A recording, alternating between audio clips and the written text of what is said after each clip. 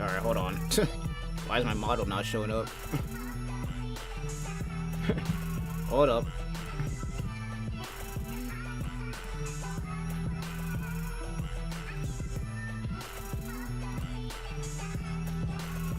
I'm trying to figure out why my model ain't showing up. What the hell?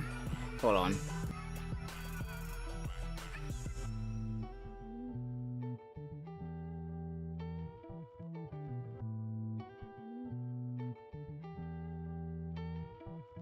Bro, I'm not even gonna ask how my model got all the way on the left side of the... I'm not even gonna ask how that happened.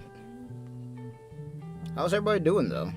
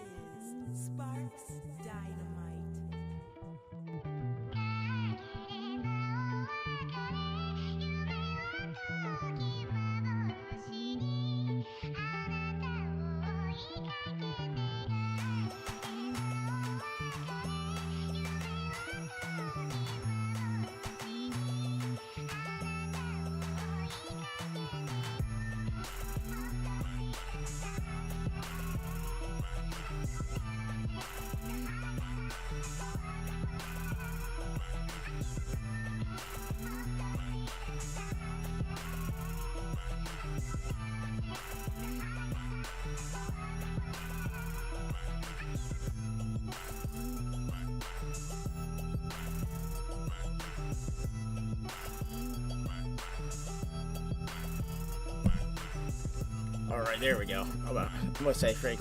Technical difficulties as usual. Why am I not surprised? Technical difficulties as usual, but hey, screw it, we ball, bro. Screw it, we ball.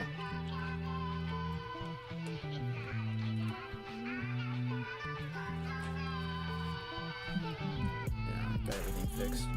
But yeah, no, how's everybody doing?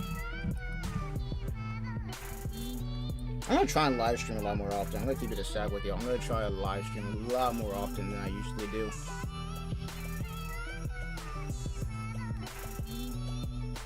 Cause I don't know what it is, but sometimes I would just be slacking on the live streams, bro.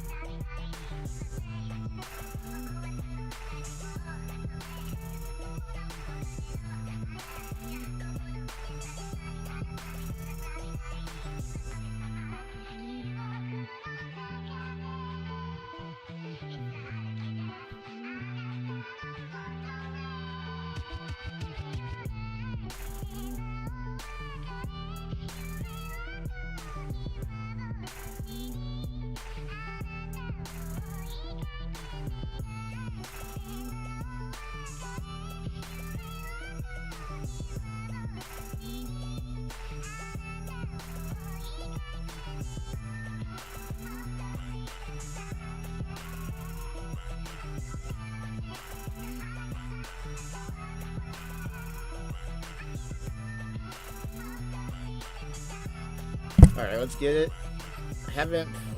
Gotta get these dailies done and then play some Blaze Boost and Guilty Gear probably. Yeah, no, we got 5 days until Bleach Rebirth the Solo Strauss, bro. We got 5 days. It's about to be something crazy, bro. We got 5 days.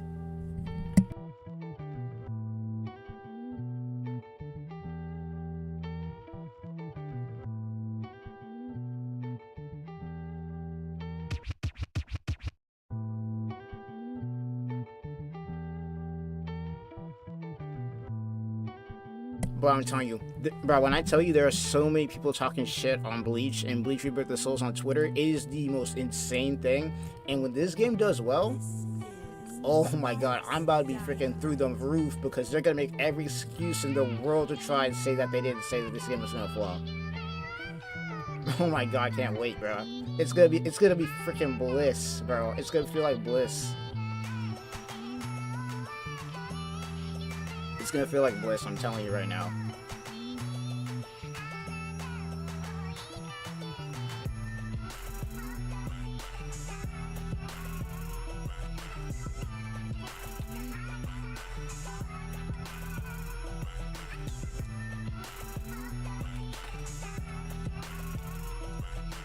We are cooking the boss. Dodge. Leave. Hit him.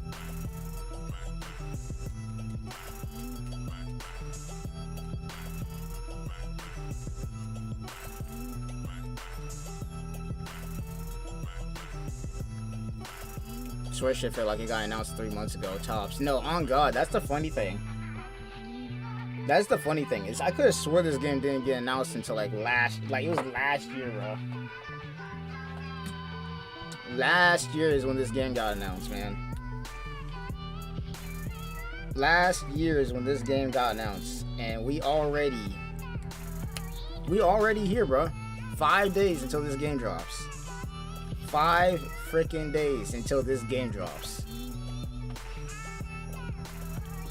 Because especially depending on time zone, it's like it's either 5 days or 6 days depending on your time zone. That's 5 days for me.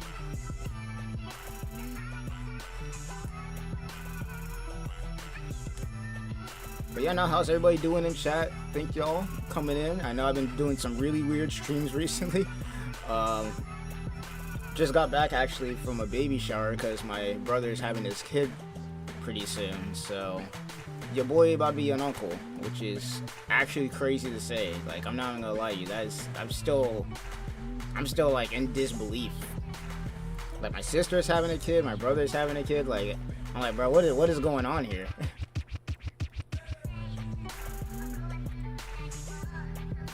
Need to go to Vindo. Bro, I don't know what Bandai about to drop on Monday. I'm gonna be real. It's still Saturday for me. So we still got all of Sunday. And then we got Monday, bro. It's about to be crazy. Hey, what's up, Troy? How's it going? How's everybody doing in chat? Glad to see y'all here. Glad to see y'all here. We're just doing our dailies today like we usually do. What time will the game be released? I would think that depends on time zone, but I would assume it'd be the night of. Congrats, fam. Hey, gotta continue. Somebody gotta continue the legacy. Hey, somebody gotta continue the legacy. If it ain't me, it's gonna be somebody else, bro. I'm about to be that cool uncle with all the games and stuff like that. I have the game room already set up. I'm about to be the cool uncle with the game room. Yeah, it's actually crazy knowing that I'm about to be an uncle in like quite literally a month from now. That's actually insane to me. Like, time goes by fast, man. You just don't see it sometimes, man. It really do. Like, you look back, it's like, bro, you didn't see yourself having kids and all this shit and whatnot, or like being an uncle for that matter. But here we are, bro. It's crazy. It's actually crazy.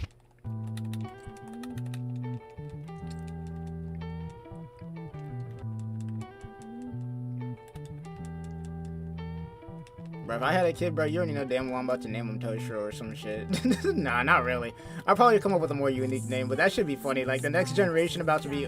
Holy shit. Next generation about to be a...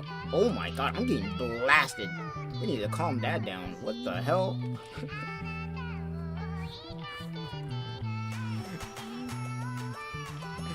Nah, bro, Uncle Shikai about to be... That's crazy. That's crazy. Nah, bro.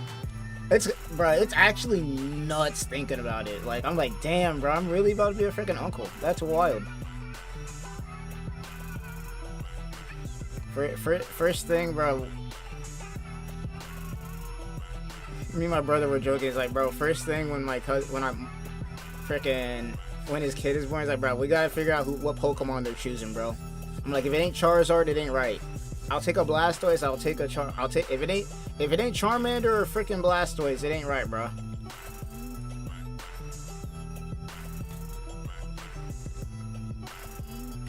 Nah, but no, it's something else, man. It really is.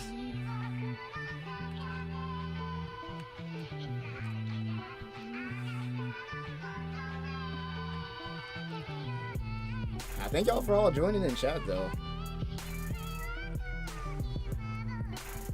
I'm Uncle 2, so I can definitely relate. Yeah, nah, it's about to be freaking crazy. Nah, though. But my brother and his wife, though, they're tall as hell, though. So their kid's about to be like some NBA shit, bro. Like, they about to be 6'1" guaranteed. Like, I'm betting 6'1" easy. Like, their kid is about to be tall as hell, bro. Like, straight up into the freaking straight NBA material. Hey, what's up, Banshee? How's it going? How's it going? We chilling right now. Just got back from a baby shower. You know, my brother's having his kid, my sister having her kid, bro. I don't see myself having kids for a while, bro. I'm gonna be real, bro. I don't see myself having kids for a while, man. It's gonna be a fat minute.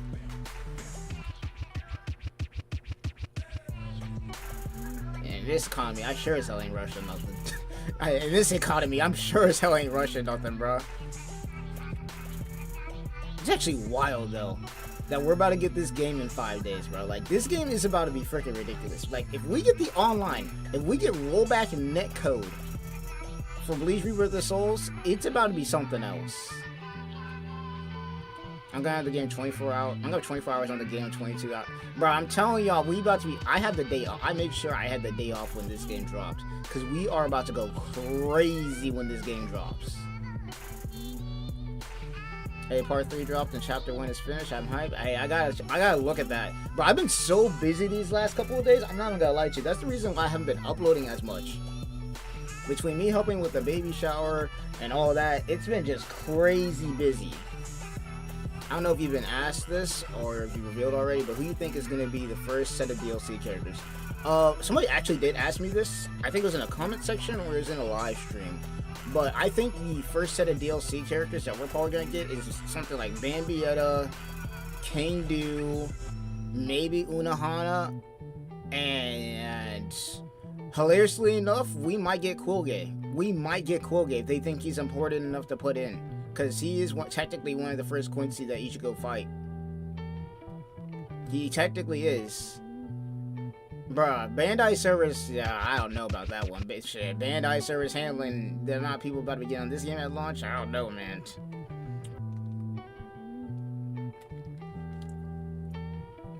Bandai servers handling all the people about to play in this game at launch, I don't know, man. I mean, they were able to handle Dragon Ball Sparking Zero, and that game had a hell of a lot of people on it, so this game shouldn't be too bad.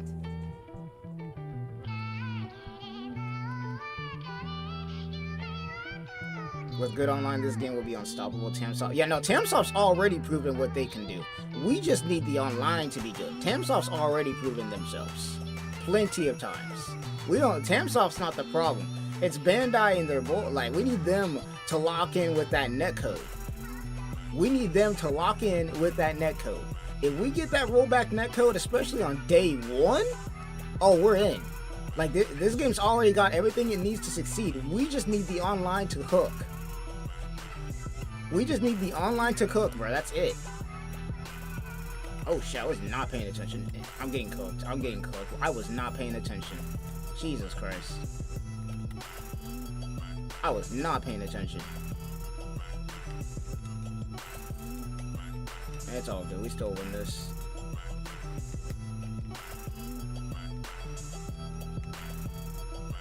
Because here's the thing. With this new Bleach game, people are already going to buy it. Or people were already thinking about buying it just due to the fact that we hadn't Bleach game in 17 years. So you combine the Bleach fandom along with the fact that some people in the FGC community are interested in this game based on the fighting and how everything looks. Bro, if this game has good rollback netcode, and man, we are in, bro. We are in. And if this game does well, not only are we going to potentially get another Bleach game after this, but on top of that, we could potentially get a Senran and Kagura fighting game or some shit. Like, this game actually needs to go crazy. Were people asking the same thing when Sparking Zero was about to release for rollback netcode? I would assume so.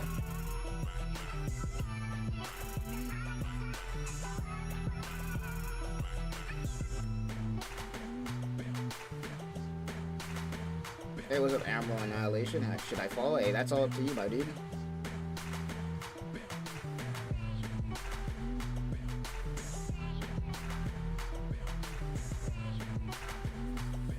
Best believe I'm also gonna have every family member that comes over to my house run the ones. Oh yeah, I already got my family members running the ones in Sparking Zero.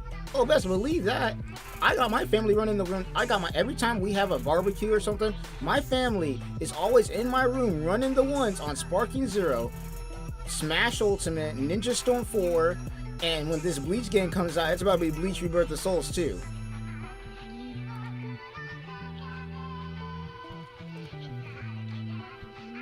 Oh, best believe we're running the ones.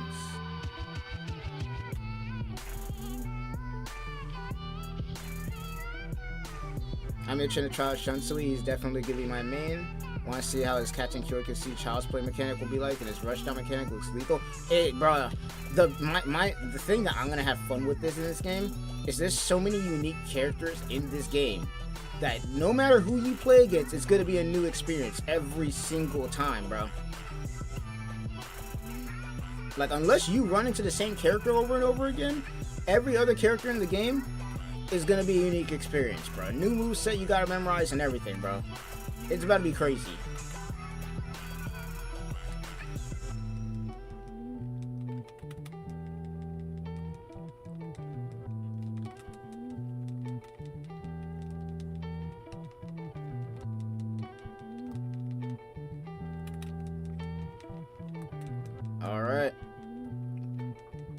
Holy shit, I forgot he does that. Sometimes I'll be forgetting that this... I cannot. This guy's parries is just like the most painful... Nope. See, he delays the shit out of his parries. That's the most annoying crap I've ever seen in my life. Freaking boss always delays his parries. Man, it don't matter. He's cool. Give me that.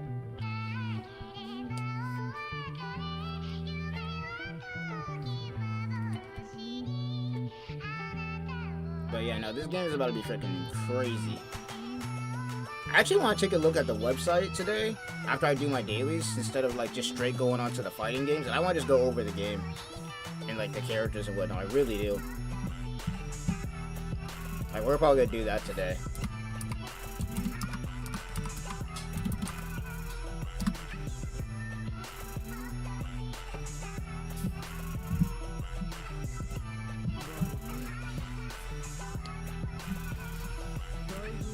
Hey, thanks for the sub, Haku the Great. Thanks for the sub, W's. But yeah, no, I want to go over some. Today's gonna be a little bit of a different stream. Like, instead of just gameplay, it's gonna be mostly a lot of me talking about the game. So we're gonna be doing a lot of breaking down stuff. So I'm actually gonna switch over right now to my other feed. Oh god, I can't see nothing. Here we go. Okay, yeah, here we go. We're gonna actually be looking at a lot of the characters here today. And my VTuber model is all over the place today. Now we're gonna be taking a look at characters and all sorts of stuff because I'm really trying to get into this.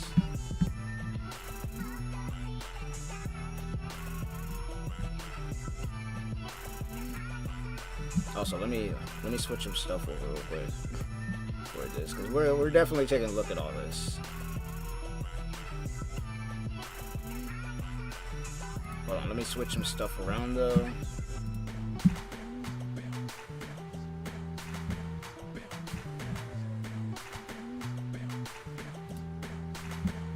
Okay, there we go. Let's see. Hopefully it doesn't screw up my screen when I do this too. Let me see this. Are we good? Kind of.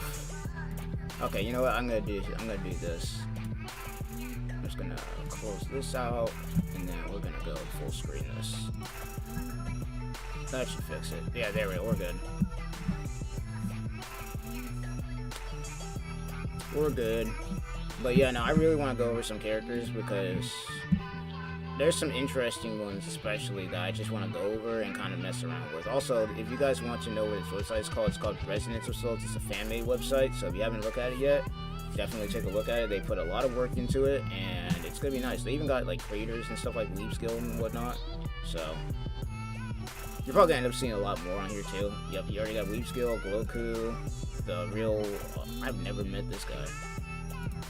Warlord Gaming, I've definitely seen this guy, a lot. Color Choice, I've never seen this dude. This guy's new. And Shisha, I've never seen this dude before. This guy's actually new. But let's take a look at some of these characters, because I don't know about y'all, but I want to see how this goes, bro. They even got the stats and everything, man. Oh, damn, they updated the outfits? That's clean. That's clean. I'm probably gonna have to yoink some of these PNGs. I have to yoink some of these PNGs. Damn, they even got, okay, well, not the best quality, but they even got, like, the whole PNG thing here, so you could actually see what's going on. Not too bad. Not too bad. This is Sparks Dynamite. I don't know if it's my Wi-Fi, but you keep cutting out here and there. It's glitchy. That's odd. Let me see. Maybe it's my mic?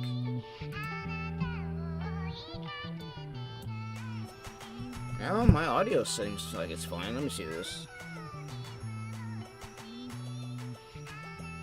You know what's crazy? I think I was doing a Goku and Solo level type story. My thought is making Goku a Sunjin type hero. Or like the S class. Bro, have you seen the last couple episodes of freaking solo leveling? Bro, they've been cooking these last couple episodes.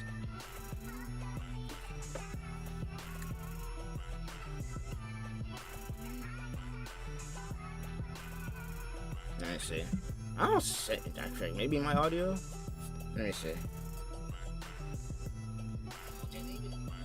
No, my audio sounds fine to me. I'm looking at my stream on the phone right now. The audio sounds fine. Maybe it's your, I don't know, maybe it is the Wi-Fi. I think we're good.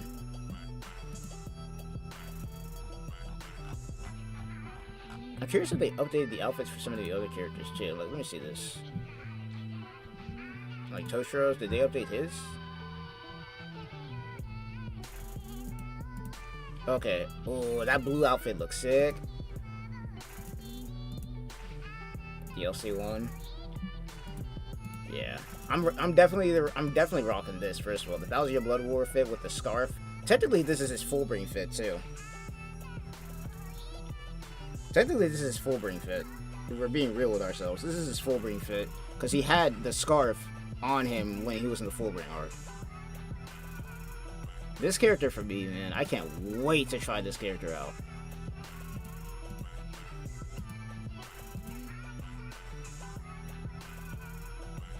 They haven't gotten all of the stuff in here, but they're working on it. This move is going to be interesting because it's going to be a combo. I feel like this move, I don't know. I don't see myself using this move a lot in combos, but it's definitely a combo extension that they can do. This is a keep away move, easily. This is easily a keep away move. And the hitbox, I don't know when he swirls it around if that's a hitbox, but it could be. I think the hitbox is mostly when it goes towards him. Yeah, they ain't showing the flash attacks.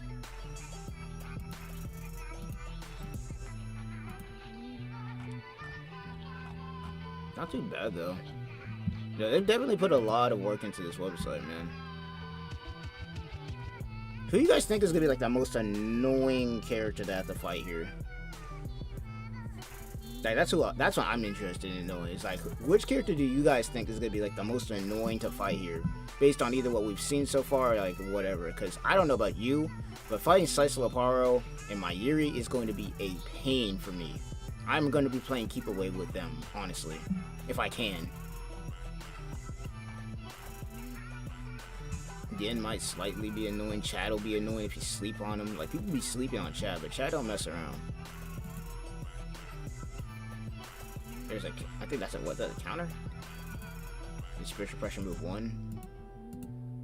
But there's gonna be so many characters I'm gonna have to analyze here. My brain's gonna be melted by the time here. He only got one outfit? Nah, they got him with more. They probably haven't updated this yet.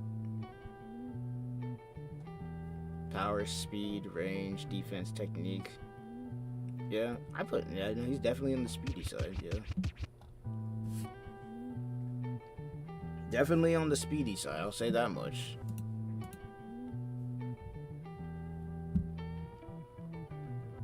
Ryu. I feel like, yeah, characters like Ryu. He only got one out. I guarantee they're giving this man his Quincy outfit. There's no way they don't. Like Rain.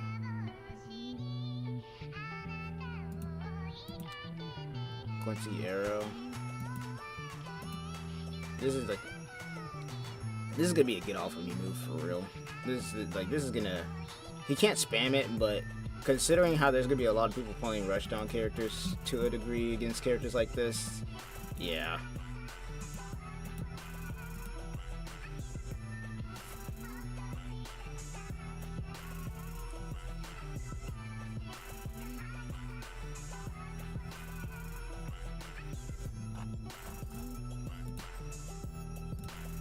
I don't think, well, you know, it probably does. See, there's so much unknown about this game because they didn't release a lot. Like, there's only so much we can even look at, even with the websites that we have with this game, because we only have so much info that they gave us outside of gameplay.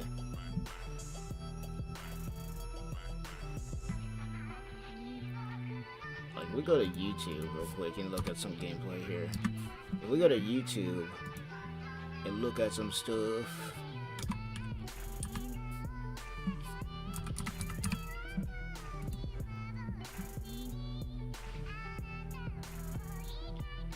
complete game demo? What the frick is this?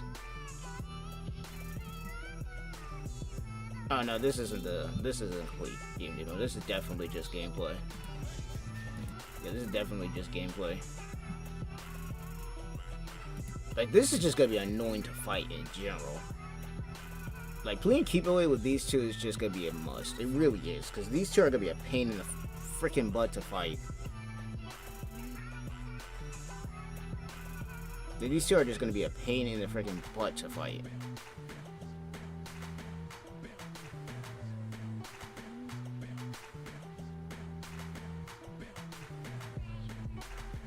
I like that they got Nemu. I almost didn't see that before. Like, he had Nemu hold him there and then actually do like some flip thing.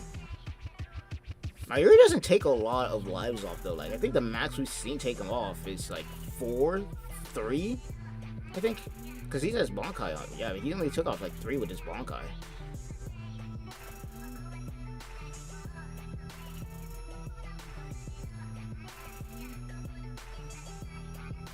He only took off 3 with his Bankai, so I don't know.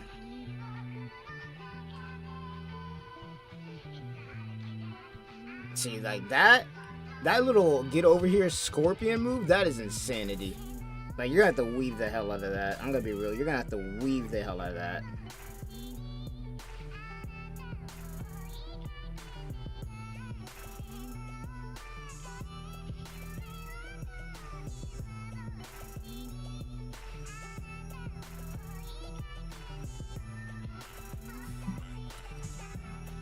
Also, I feel like playing keep away with these two is gonna be annoying to do, but it's a must, man. It really is. Especially Saiso Aparo. I don't think Mayuri's gonna be too annoying. I mean, he's definitely gonna be annoying, don't get me wrong, but Saiso Aparo just looks freaking painful to fight.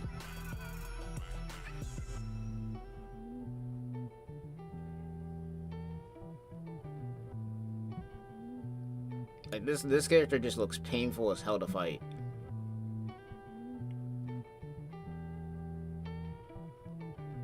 And what is this? This is Rukia versus Byakuya.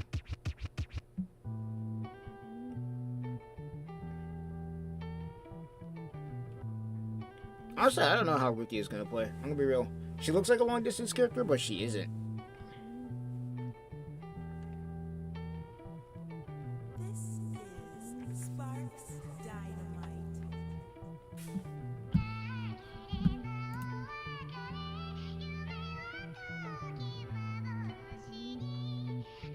Somebody said you can customize your stuff to guard. Keep you in the R1 immediately. Yeah, no. If we're talking about on a controller, yeah, R1 to guard is definitely gonna be a must. Man, I'm gonna have to set my button layouts to some crazy stuff, man, when I'm playing this game.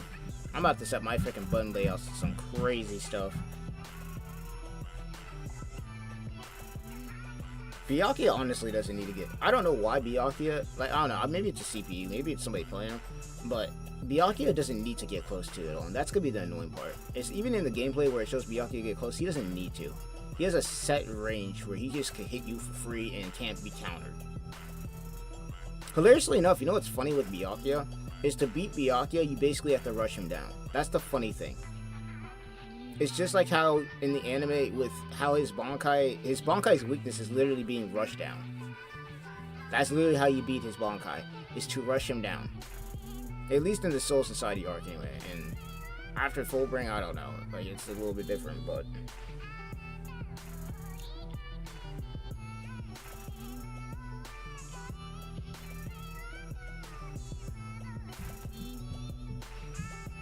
I like Rukia's outfit that she got here, like this kimono kind of outfit. I'm not too sure about the yellow though. I feel like the white would be better.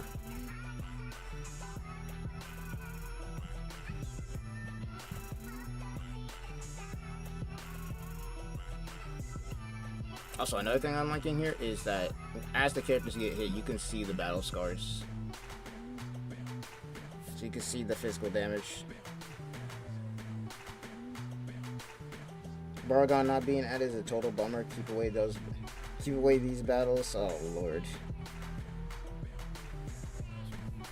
I feel like there's gonna be a lot of keep aways and with certain characters. Like Once again, the cheese and the spamming when this game first drops is going to be like, there's gonna be a lot of spamming. There's gonna be a lot of people spamming the square button when this game drops, bro. And there's gonna be people who play FGC games a lot, and they're gonna take full advantage of that. Like, you're gonna see people climb up the ranks real quick if they already know how to play FGC games or just fighting games in general, because they're gonna punish spammers so hard that it's gonna make it so easy. Because this game, the way it operates, is just basically how do I open up my opponent? Like, how do I force them to make a mistake that I capitalize on? Because you're facing your opponent the whole entire time. There's no low or high mix-ups. You can get behind your opponent if you have the ability to do so, but there's no high or low mix-ups. This is basically how can I open up my opponent. And trust me, when people start figuring out how to break shields, oh my god, blocking is not going to save you forever, bro. Like, eventually you're going to have to do some counter-attacking. And not to mention, you have stuff like breakers that can combo into other things. So it's like, what, like, you're gonna have to figure it out. You really are gonna have to figure it out. Spamming the square button for certain characters is gonna work for some people at first, but against others, hell no, bro. You're gonna get punished really heavy if you push a button. I mean, we saw Kubo do that to the voice actors. He was over here spamming the Keycom move because, with Yoriichi, he was spamming the Keycom move because the Byakuya he was fighting was spamming the freaking button. He was just pushing buttons. He's like, you know what? Keycom move.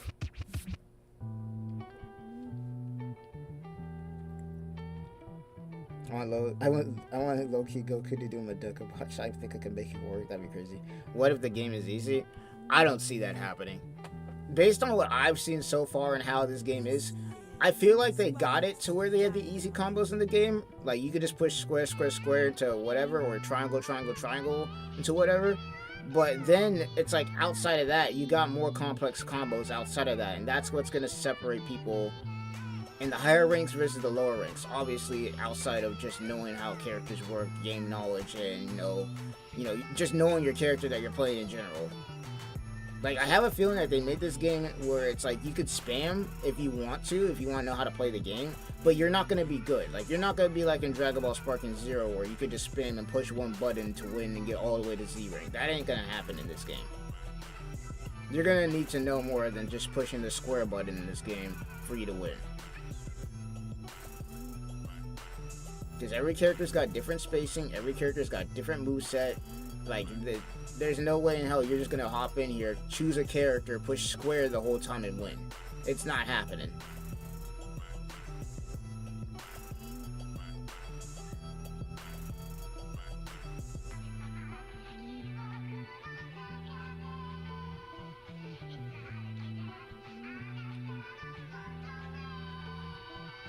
I mean, you see it sometimes with the gameplay that we got here against the CPUs, that if you just spam square and you don't know your distance or your timing, you're just gonna hit air. And against long distance characters especially, you're just bro, like, this, like, it's just not gonna work, man. It's not gonna work. I need to see how I'm gonna play Toshiro. I really am. I need to see how this, I need to see, like, what options I have and whatnot. Like, this game is built to where you can play it, and if you're just playing for fun with some friends and whatnot, yeah, you know, the combos are pretty easy to get the hang of. But if you're trying to get, like, into them higher ranks on ranked mode, this game, you're going to need to know more than just how to push the square button.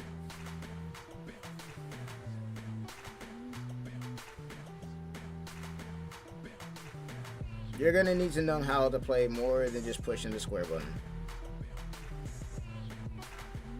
Also, I just realized this, but I like how Toshiro's sword with the chain, I like how it actually does hang off his sword. Like, I like that. I like that small detail. It shows that they put a lot of love. Like, they put a lot of love into this game. They really have.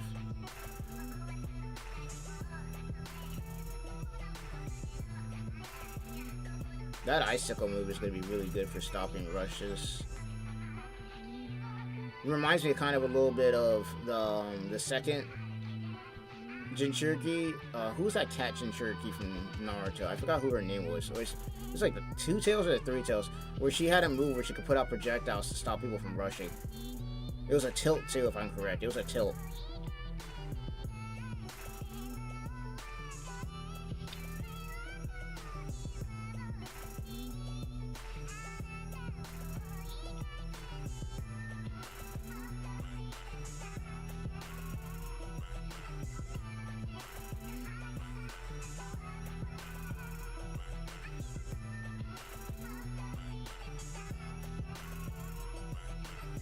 Who you guys playing, by the way, for anybody in chat? Who y'all actually playing? Because I'm curious.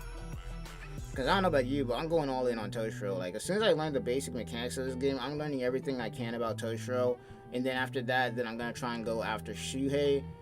Well, no, I'm going to go after Toshiro first. I'm going to learn everything about him. Then I'm going to learn Haribel. And then after that, I'm going to learn Yoriichi.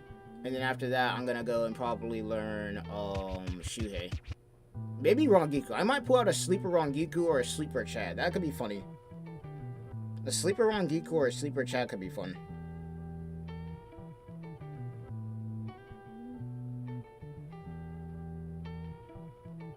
This is Sparks Dynamite.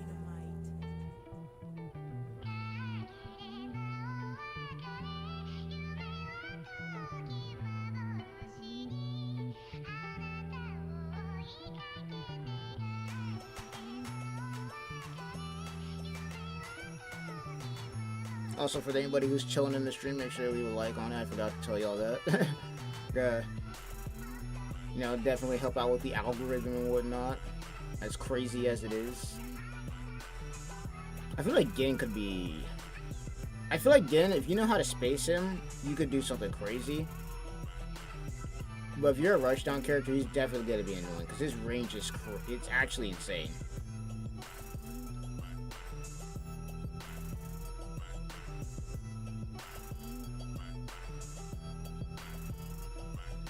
Honestly, I need to figure out how I'm gonna deal with freaking these two. I really do.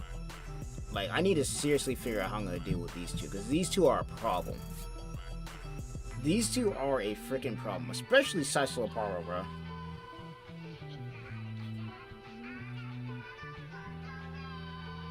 Shiga, you have no idea how much I'm gonna sleep. How much sleep I only did this week working on Bleach. Dragon Soul Chapter 1 took way too long, but I'm glad people like it. Hey. Shit, sometimes it's worth it, man. Sometimes it's worth it. You should have seen how much sleep I had to get after doing a 10-hour live stream of Honkai Star Rail trying to finish Penacony, bro. I was knocked out. Bleach fans need to get this game. Yugito.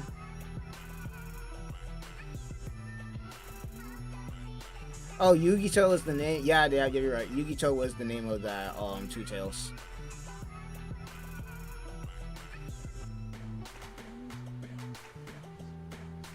These two are gonna be such a freaking problem. And you already know there about to be people who main these two, and they're gonna be mad annoying with them too. They're about to be mad annoying with them too. Like, look at that combo extension, and then yeah, get off the get off of me reverse. But then like Saisoloparo is just back in your face the whole time, bro. He's just in your face. Which is what he wants to do anyways. Mayuri tried to do the Scorpion get over here and missed.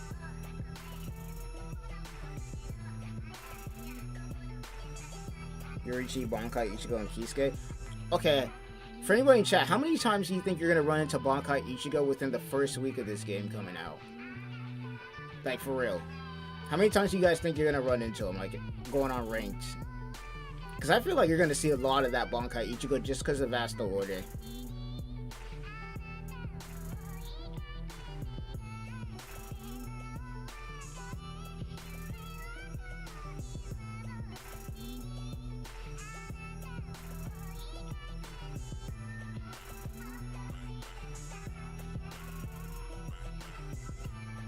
Honestly, I feel like Mayuri, if you're playing Mayuri and you have to fight against the Saisoloparo, your whole thing is basically stacking poison like crazy and staying away from him, honestly.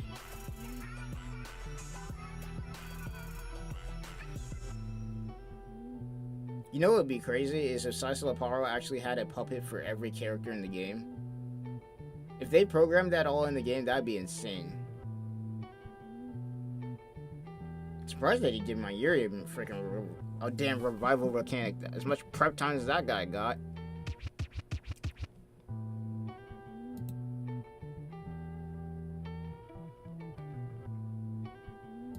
Grimjaw's about to be rushed down as hell too. Grimjaw, I'm pretty sure has one of the most. I think he has one of the longest combo strings we've seen in this game. Like even Yoriichi doesn't have a long combo like this. Look at 17 hits. What's the longest combo we've seen from Gorichi so far? It's like 16? I'm pretty sure during this gameplay, Grimjow does like a 33 hit combo or some crazy crap. Like, he really, like, whoever was playing this Grimjow really knew what they were doing, because they were shredding the health out of this Ichigo. Like, look at this crap, bro.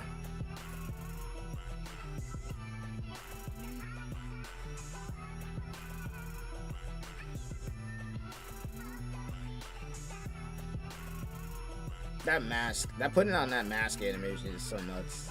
The hollow mask is nuts.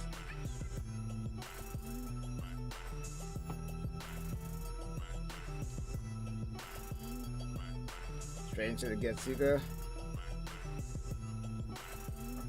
But Grimjow is about to be, like, look at that. You go into the grab, and then you go into this. I think he keeps it going, doesn't he? No, he doesn't go. Okay. I think there's a combo that he does here where it's like one of the longest combo strings I've seen in my damn life. Like, it's like a 33 hit combo or some dumb shit. Soul Break. Yep, now or never. I'm glad that they confirmed that the whole key combo can be blocked unless you're in the red. Like, I'm glad we figured that out, because there's a lot of people who were thinking you could just spam key combo. Like, look at that crap. 23, 24 hit, 20. What was that, 31? 31 hit combo? Ridiculous.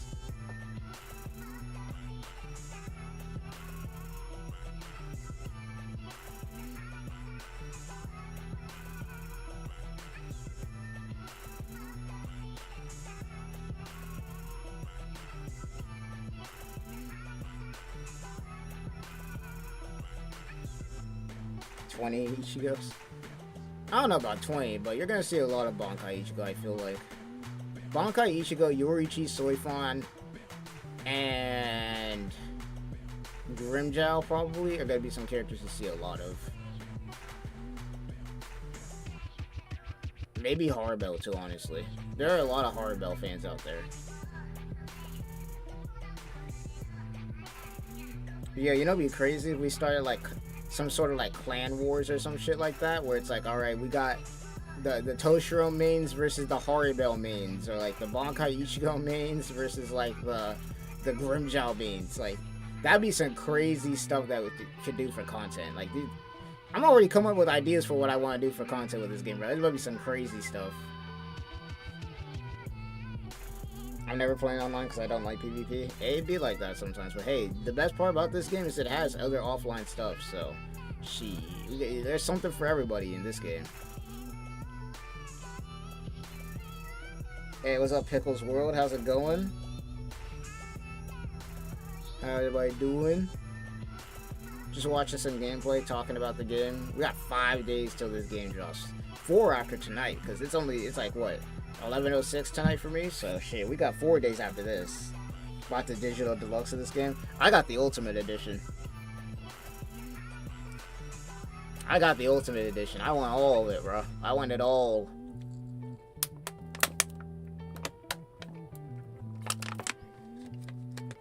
I need to buy me some sparkling water tomorrow.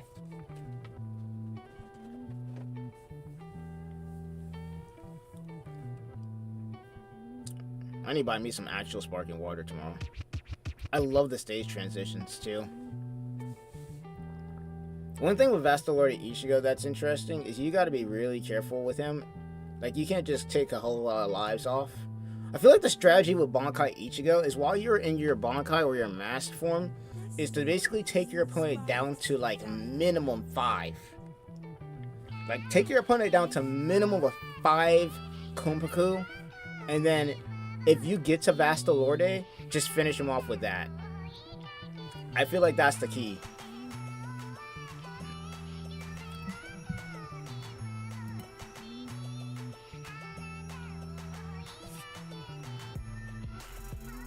I'm mad at Bandai for not making a physical version, those deluxe and ultimate editions.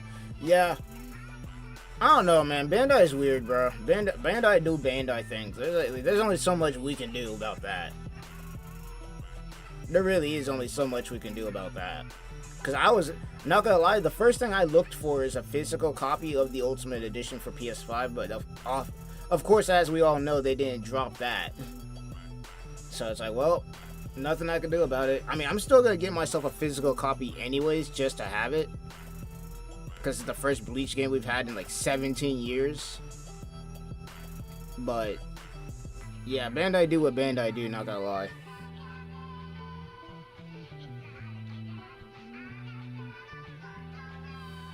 Bro, now Hardbell about to be fun as hell to play. Based on what I've seen so far from it, Hardbell about to be fun as hell to play. All I want to know is how many people can be in the lobby. That's a good question, too. That's a real good question. Once again, that's one of them things. That's like one of the key things that needs to be in this game, bro. Like, they better not pull a Storm Connections, not have lobbies on day one. They better not pull a Storm Connections and not have lobbies on day one, bro. They better not. They better learn from the mistake on that. They better learn from the mistake on that, because that was the dumbest crap I've ever seen. That was literally, like, outside of the fact that the voice acting for the characters was absolute dog water. Like, it sounded like some AI crap. But it's like, okay, you screw up the freaking voice acting, the boss battles were garbage, and then you're telling me I can't even play online with my friends in a lobby on day one? Like, what are we doing out here in big 2025, or 2024 technically for connections? You telling me that we got games where you can't play with your friends on day one? Like, what are we doing, bro?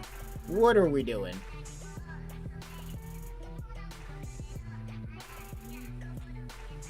Fun fact, the game is releasing on my birthday, which makes me more hyped. Bro, that's gonna be the perfect birthday present. I'm telling you, man, if we get this damn netcode, bro, we need rollback netcode on day one. That is a must for this game. That is a must for this game, bro. I'm telling you.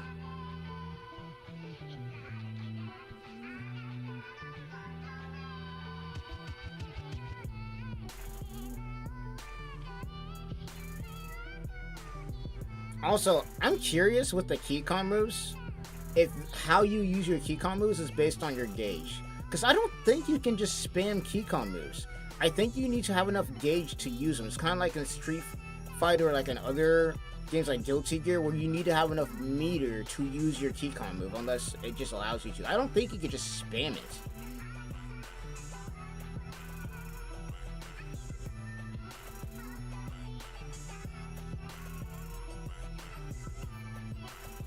Oh yeah, another thing they need to do, honestly, I'm gonna be real, another thing they need to do with this game is they need to have a penalty for rage quitting.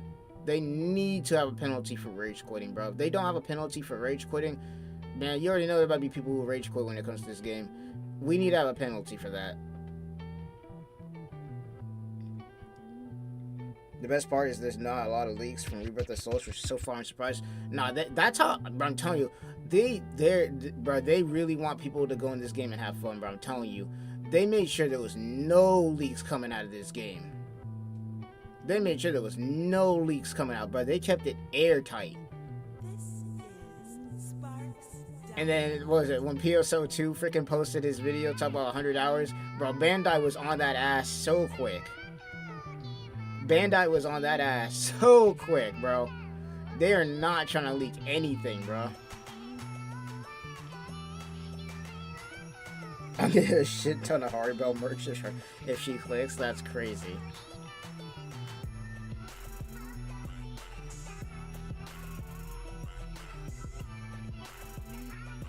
Bro, just looking at this game, I can't wait, bro. I need this game to drop tomorrow, bro. I need this game to drop right now. I need my hands on this game. I need my hands on this game, bro.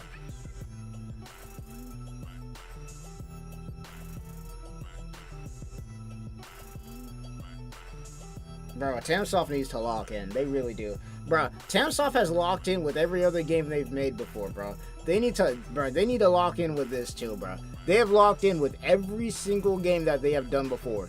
They definitely did it, bro. They better lock in with this. Because they're already really well known for how good their updates are. Like, they actually consistently update their games and all that. And shit, their netcode being good and whatnot.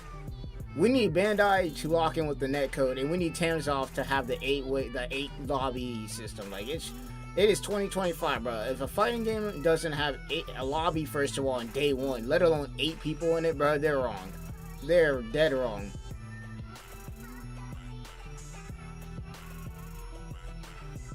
You know what we haven't seen actually from this game yet? A shield. We have not seen a shield break yet.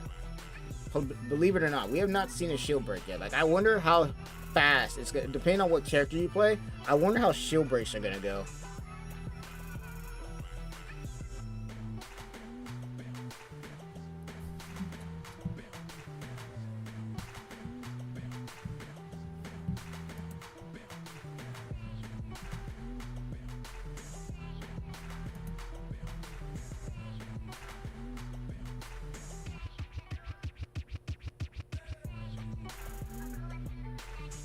Oh, look at that sidestep, bro. Oh my god, bro. I'm telling you, bro, this game is gonna heavily capitalize on people making mistakes. It really is. And Yorichi's about to be freaking hella freaking annoying to play against, but hella fun to play as.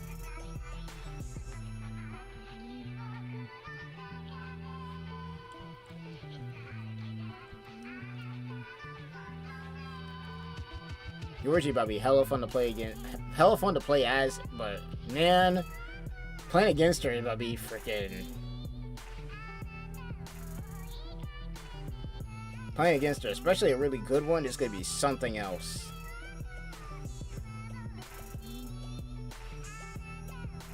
Didn't Sparking Zero have a lot of leaks? Yeah, Sparking Zero, they had hella leaks. Like, people were, what was that one dude's name who was leaking shit, and Bandai had to lock him up. What was that one? What was his name? Frickin', I forgot his name, bro. Who was that dude who was like leaking shit and like Bandai was like on his ass for Sparking Zero? That shit was funny.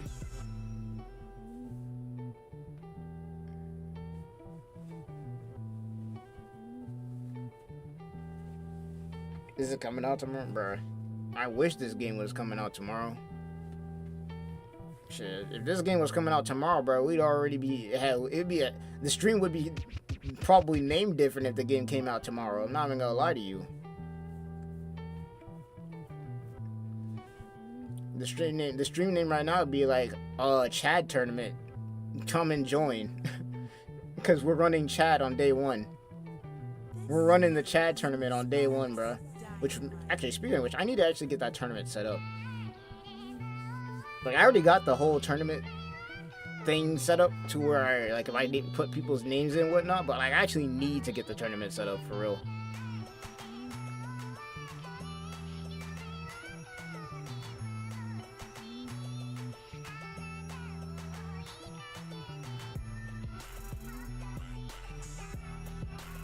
Low-key, the reason why Sparking Zero got me hyped was the leaks. Yeah, it was the reason we all got hyped was the leaks.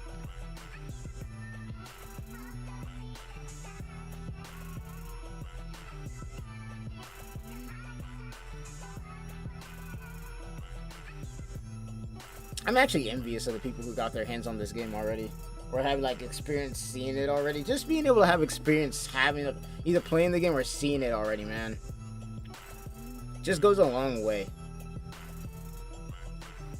It really does.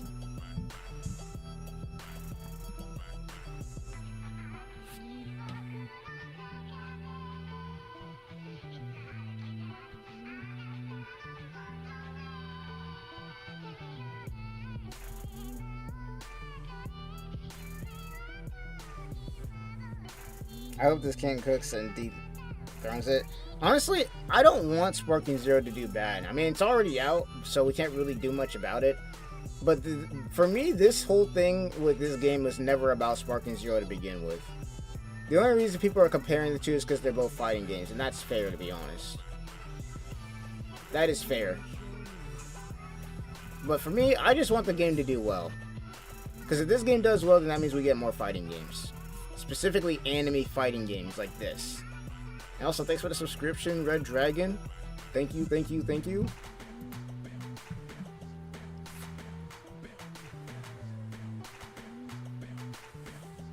Like, if this game does well, it just really opens up the possibilities for future fighting games that we can get. It really does. And anime fighters specifically. That's why I want this game to do well. It's like more Bleach games that we can get in the future, and more anime fighters in the future.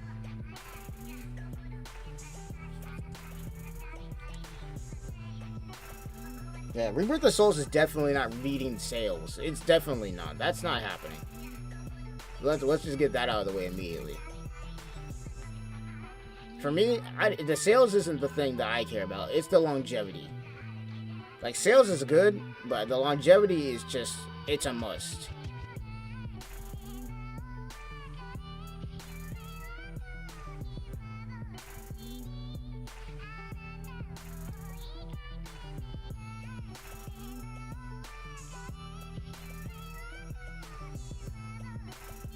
The longevity of this game is what I care about. And I feel like this game's got the tools that it needs to keep it longevity, bro. We just need that rollback netcode. We need the internet to be cooking, and we're fine. Because that's the only thing a lot of people are like really worried about. Is we need lobbies, we need the rollback netcode, we need lobbies, and we definitely need the online to be just solid. If we get all three of those things, we're good. Because everything else we're already cooking.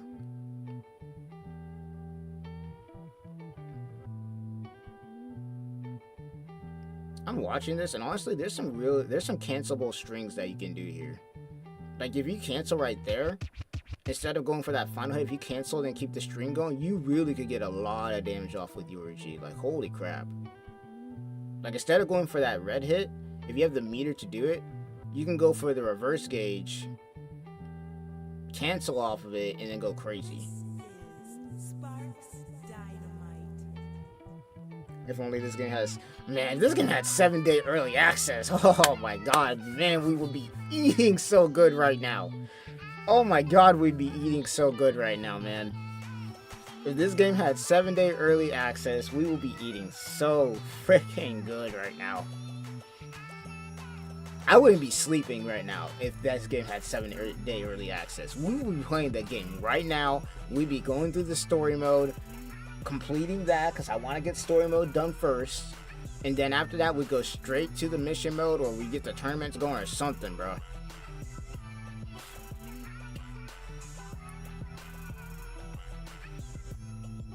Said, ain't no way a Dragon Ball fan is asking for Sparking Zero to get dethroned. That's wild work. Nah. This was never about the games getting dethroned or anything anyway. Sparking Zero is still a good game. It's just that people treated it like it was supposed to be this really crazy, like, FGC competitive game that we're going to see on, like, an Evo stage. And it never was going to be like that. Especially with the game being as unbalanced as it was, this game was never going to be up in that FGC Evo type tournament kind of scene. But that was the way people were treating it. Not to mention the, the fact that obviously, everybody wants to win, so everybody was abusing cheese. So, the community was toxic and all that. So, the game, in my opinion, it's fine if you don't treat it like it's supposed to be some crazy competitive game. Me personally, I see Sparking Zero as a fun game to, play with the homies. This isn't like me trying to be the best at it by any means.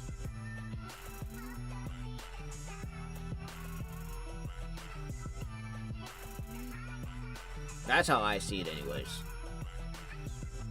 Sparking Zero as a game is fine. It's just that people got into it only caring really about the online and, being the best at the game. So, in tournaments and whatnot. So that's kind of what got there. For somebody like me who only plays Sparking Zero, whenever I want to have fun with you or I play with the homies, the game is fun for me. I don't regret getting my money for Sparking Zero. I don't regret it. Because the game is fun for me. I got what I wanted out of it. And I still am getting what I want out of it. So, that's how I feel.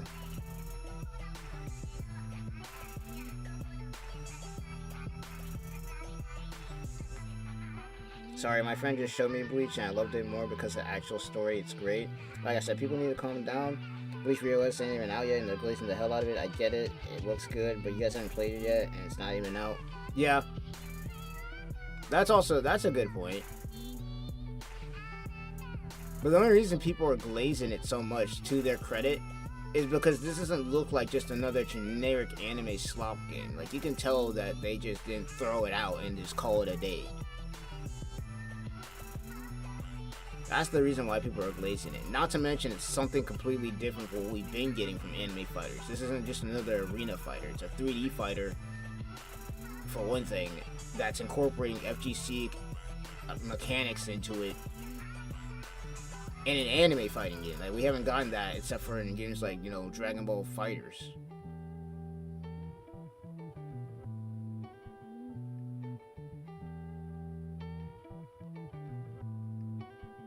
And not to mention, it just looks really polished. Not saying that Dragon Ball Sparking Zero or any other of these enemy fighters don't look polished, but it's, like, it's something different. I think people have just been getting burned out of like the whole anime arena fighter thing, so they just want something different. And seeing how this game operates, it's got people hyped. Not to mention, it's a Bleach game. We haven't gotten a Bleach game in like over 17 years as far as console.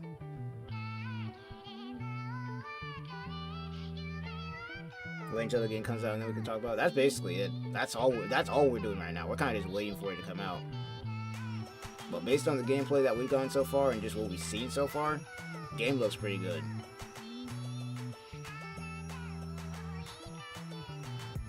Jesus Christ, the game looks nuts to play against. I got the game because it's a Bleach shirt.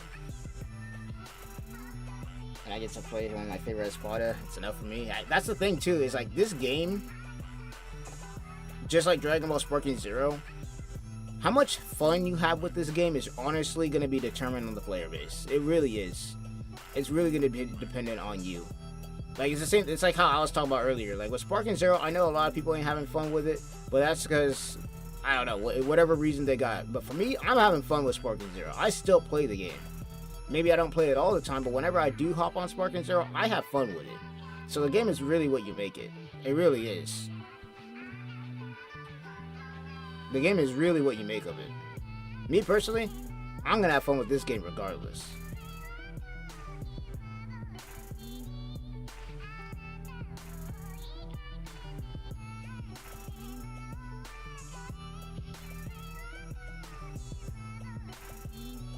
I don't care what nobody says, I'm about to have fun with this game.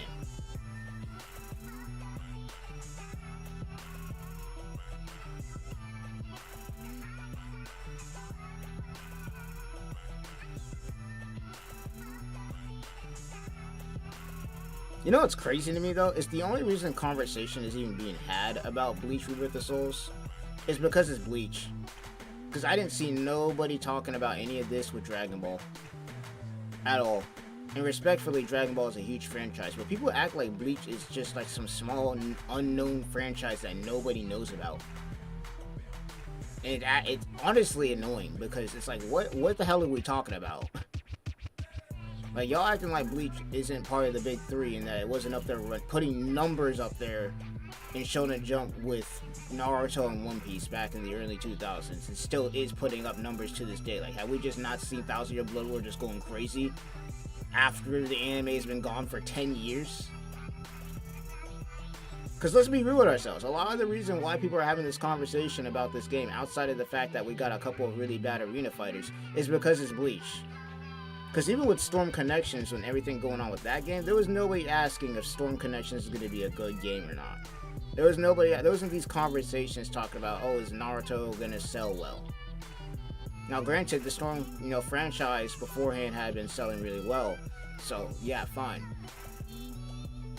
But like, it's like, bro, what are we doing out here? I remember playing Xenoverse with tons of my friends online. It was the worst of the bunch, but I enjoyed it while also being hella competitive. And that's another thing. I was watching that one live stream, and it was like, what was it, Six World, whatever it's all that? Talk about Xenoverse and how, people who didn't know about Dragon Ball were buying Xenoverse. And I'm gonna be real with you. I doubt that people who didn't know about Dragon Ball were buying Xenoverse like that. Because I know about Dragon Ball, and I didn't buy Xenoverse. The last Dragon Ball game that I had played before Dragon Ball Sparking Zero had been in, what was it? Not Raging Blast. It was Limit Burst. That was the last Dragon Ball fighting game that I had played before Sparking Zero had came out. Because I didn't play Dragon Ball Fighters that often, so I can't really say I played Dragon Ball Fighters like that. So I don't know. For me, whenever I saw people playing Xenoverse, a lot of it was just mods and having fun with the mods on YouTube. That's how I saw it. I didn't really see it as a competitive fighting game.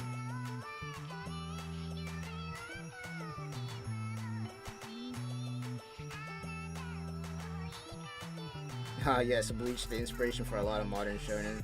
So niche, I know. And that's what's crazy. Is like, bro, shows like Demon Slayer, Jujutsu Kaisen, hell, even My Hero Academia and Black Clover, to a degree, their authors have literally stated that they took inspiration from Bleach when making their shows, especially JJK and Demon Slayer. And yet, some people be acting like Bleach is just some unknown series that like just came out of the blue, out of nowhere. Like, it didn't, like, bro, what are we talking about? And I'm glad they addressed that during that one live stream they did talking about this game. Because I'm like, bro, y'all need to stop acting like Bleach is some unknown game. Because this game was bro, this franchise has been putting up numbers, bro. Bleach isn't just some unknown IP. Like, millions of people know what this damn IP is. If Bleach doesn't, like, if the success of 1,000 Year Blood War doesn't speak enough to that, then I don't know what to tell you.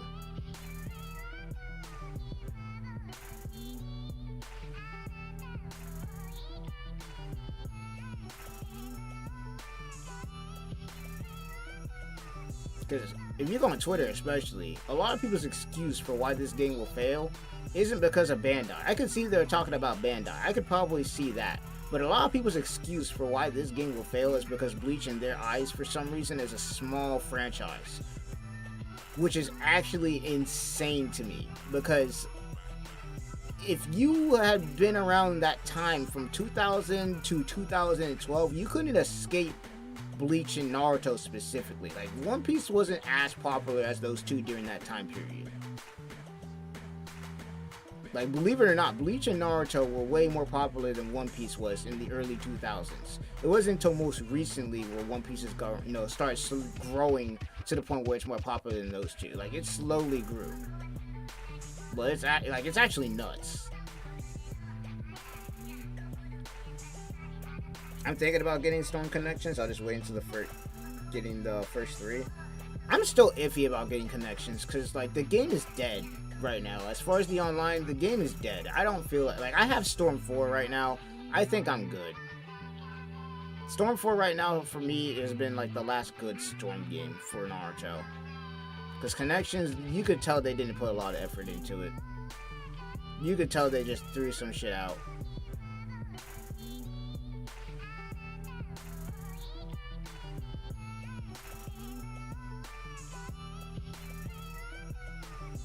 Which, don't get me wrong, I mean, some people, they might have made their money back with Storm Connections. Maybe they did, maybe they didn't. But, based on what I saw, man, I was like, I'm glad I didn't waste that money, bro, because they half-assed the hell out of that game.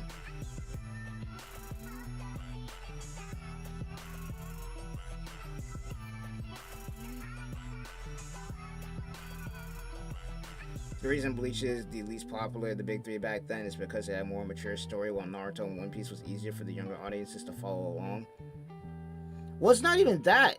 Here's the thing. In the early 2000s, when Naruto and Bleach were, especially around that time, doing a lot, Bleach specifically, along with Naruto, they're running, and I'll keep in mind, those two are from the same studio. Those two, you couldn't get enough of those two. To the point where they were getting episodes out every week and whatnot. And it was like, they couldn't keep up. That's the reason why Naruto and Bleach got filler. It's because the manga and the anime, like, they were too close. Now, and unfortunately for Bleach especially, the anime adaptation was kind of iffy. But then on top of that, you had the freaking filler. Because they were moving too fast. But then again, at that point in time, you gotta keep in mind, anime episodes were coming out weekly. And Naruto and Bleach shared the same studio, so... Hey, it is what it is, but, like... Even with all that, Bleach and Naruto were still cooking a lot. Even One Piece, let's keep it real, like, One Piece was also cooking, but... You couldn't escape Bleach and Naruto, man. AMVs, like, if you look back at some of the old AMVs, like anime music videos from the early 2000s, you are gonna see nothing but Bleach and Naruto AMVs on top of all this rock and like classic music, bro. It's crazy how many times you could not escape, man. It was everywhere.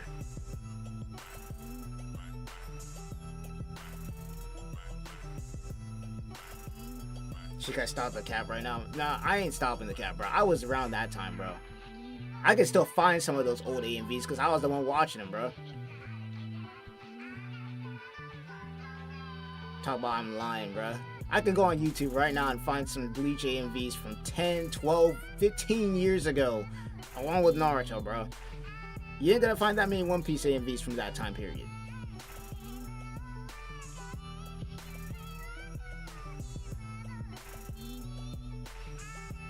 One Piece fell off from the amount of retcons after the time skip. It's ridiculous. I'm not a fan. But Luffy going from underdog to the chosen one. Well, here's the thing with One Piece. One Piece isn't even about the power scaling or any of that. It's about the journey. It really is. The One Piece's story and why people love it so much isn't about the power scaling, ain't even about the fights. It's about the journey. So the retcons don't really matter much to people. Neither do the power scaling. I mean, power scaling, some people care about it, but like, it's all about the journey for a lot of people.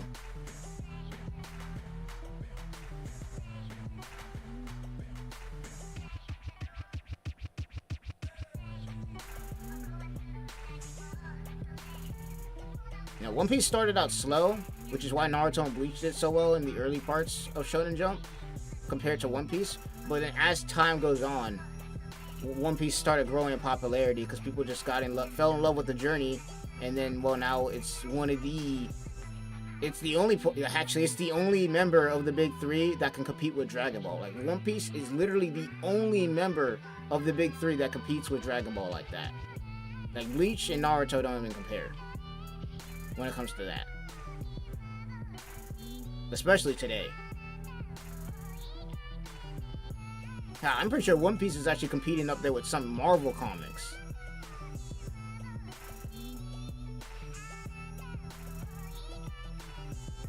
The only one I have is still Stormfront on my Xbox. That's what I have. I have Stormfront on my Xbox, my Nintendo Switch. I don't have it on my PS5 though. I grew up watching One Piece, and I remember Nika being mentioned in the whole Mo kills the tension match. I don't remember that either, but once again, it's one of those things where people don't really care about the retcon too much because of the fact that nobody really cares about that kind of thing. Like, it's all about, once again, it's all about the journey for people, not really anything else. It's why, like, I don't remember Nika being mentioned either. I'm gonna be real with you. I don't remember that. And I watched One Piece up till the Marineford War arc. Like, Marineford is where I stopped at after that whole arc ended. That's where I stopped at in One Piece. I haven't finished One Piece at all yet. I stopped at Marineford. But I don't remember Nika being mentioned. The only thing I know about during that point in time with One Piece is that they mentioned Luffy being Goldie Roger's son or something like that. Or Dragon's son. That's the only thing. I forgot AMVs existed. They still are around. People are making modern day AMVs, but man, if you were, bruh, some people, like me for instance, were watching their anime through AMVs. That was the struggle that we had to go through when we, like, for people who were watching anime back then on YouTube especially, we were watching our anime through AMVs.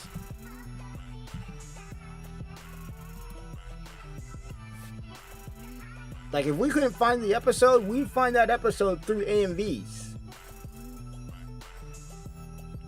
And let me tell you, especially with Naruto during that war arc, bruh, the struggle was real. The struggle was so real.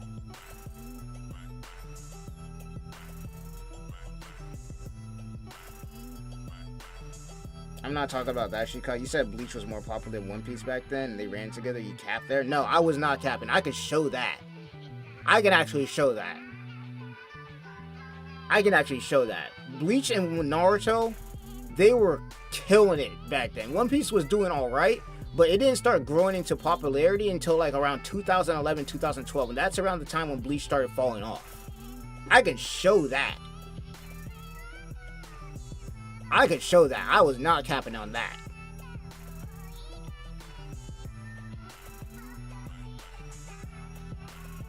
Luffy might be part Crystal Dragon. I don't even know. At this point, he's already like, what is he, like the sun god or some shit now in that verse or whatever? I don't know. People don't really care about that though. The only thing with One Piece, when it comes to that, they care about the story and the journey. That's all that really matters to them. That's literally its whole appeal.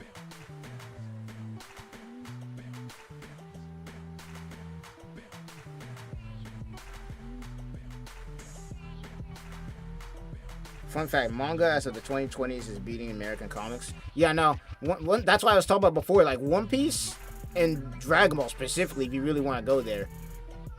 Those two are cooking so much that they're out there competing with like the Superman and Spider-Man comics and shit like that. Like, I'm talking the big Marvel shit. And I'm pretty sure even some of the, like, I'm pretty sure even Bleach and Naruto to a degree are kind of cooking some of the Marvel comics. Can I add you on Xbox so we can 1v1 on some Bleach? I don't have the game on Xbox. I got the game on my PS5. I have Storm 4 on my Xbox, but I don't have it. I don't have Bleach Rebirth of Souls on my Xbox. I'm thinking about buying it on my Xbox just to have it on there, though. Right now, I only have Bleach Rebirth of Souls on my PS5.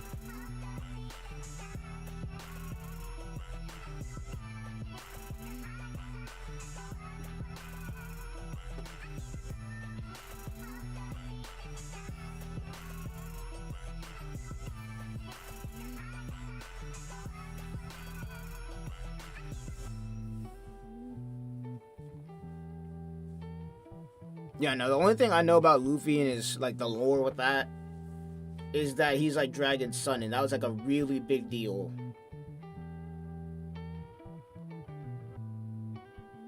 But I didn't know anything about, like, the Sun God Nikke or, like, any of that other crap. Like, I don't know anything about that. I forgot, like, Marineford.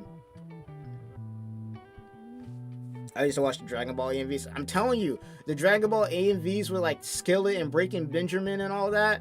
Hell, even Pokemon AMVs were going hard like that back then. Sparks dynamite. I respect One Piece, but when that whole Gear 5 Super Saiyan 1 debate came out, I was livid. Nah, bro. I was livid when they tried that shit, bro. There were so many One Piece fans, especially on Twitter, who were talking about how Gear 5 beats Goku's original Super Saiyan transformation. And, bro, I was like, what are y'all smoking? Bro, the original Super Saiyan transformation was literally the precursor for why we got transformations in anime. What are we smoking out here? Like, we're not talking like magical girls based on like Sailor Moon and shit. We're talking transformations in shonen. That Super Saiyan transformation with Frieza, bro, you ain't beating that. You are not beating that shit, bro.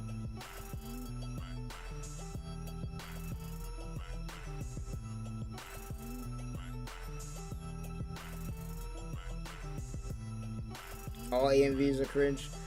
Shit, I don't know, man. Some of them AMVs were like, right, they get you hyped for the next damn episode. Because what people would do with the AMVs is they make an AMV of the episode, like they make an AMV out of the episode, and that would get you hyped up for the next episode. Or people would be doing like anime edits, so like some Naruto, bro. Like, I don't know about you, but I like the AMVs, bro. Those things are a lot. Those are lit. AMVs were lit for me. I don't know about y'all, but they were lit as hell for me.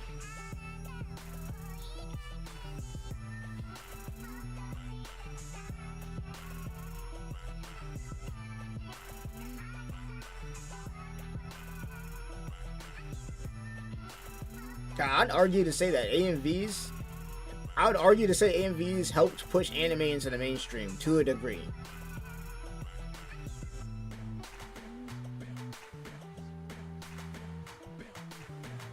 Just random music and fast forward the show and background, like sometimes didn't fit or make sense. See, those ones, yeah, I didn't like those ones that much. But the ones that were actually edited, like the AMVs that were actually edited properly, those were the good ones.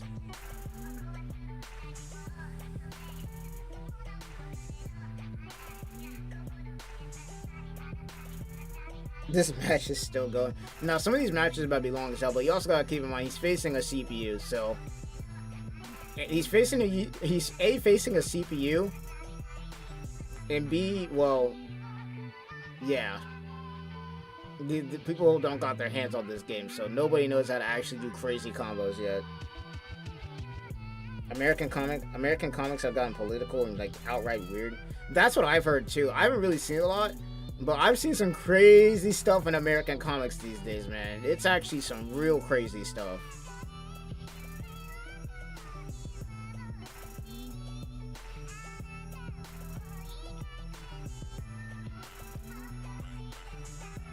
I know everything got me. Bro, I hate it so much. I hate it so much. I'm glad that anime hasn't gotten to that point, and I hope it stays that way. I hope anime stays out of that bullshit, because, like, right now, in my opinion, anime is, like, one of the few places where we don't gotta worry about that political bullshit.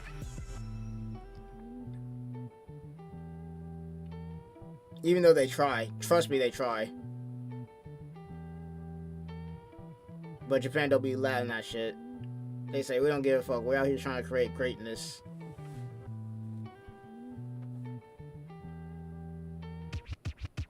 I steer away from Western comics. I want to escape reality, not be constantly reminded of it in the message. That's what I'm saying, bro.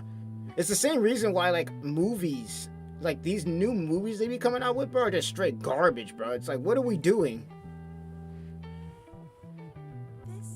Like, Star Wars especially. Like, we want to talk about a franchise that's just been absolutely shafted by all this nonsense. It's Star Wars, bro. I don't know what Kathleen Kennedy is doing, bro. But she has, like, bro, she has gutted the hell out of Star Wars, man. That franchise is, like, dead right now.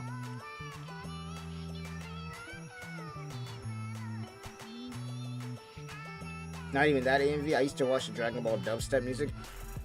I don't think I watched a lot of the Dragon Ball dubstep ones. I was watching a lot of those ones like Breaking Benjamin, Skillet, or like any of those ones. Like, I was watching like the rock ones specifically. Because those ones be going hard.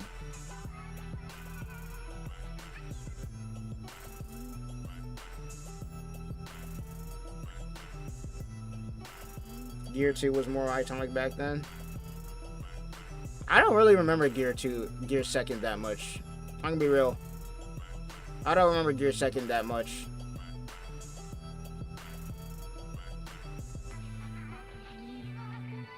For me, the iconic things that I remember a lot from back in the day, or back in like the early 2000s, was like obviously Ichigo's first Bankai, Goku's first Super Saiyan, Naruto with the Rasengan, shit, Naruto when he first put out the Rasen Shuriken, shit, Vasto Lordy Ichigo, Super Saiyan 2 Gohan, that moment was crazy.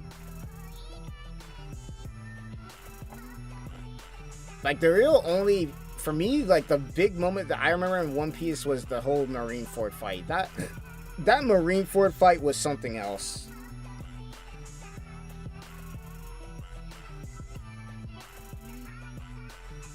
Super Saiyan 1 is the most iconic transformation in anime. Nothing beats seeing this after having Frieza. Yeah, no, literally. Literally. Like, you gotta understand, bro. The build-up to Super Saiyan 1... Like, you had... Okay, so you already have Vegeta. So, here's how the build-up happened, bro. Here's how you got the build-up for this shit. You had Vegeta already talking about the legendary Super Saiyan, right? Or just the Super Saiyan transformation in general. So, you're already interested. You're not really thinking about it too much, but it's like in the back of your head. Right?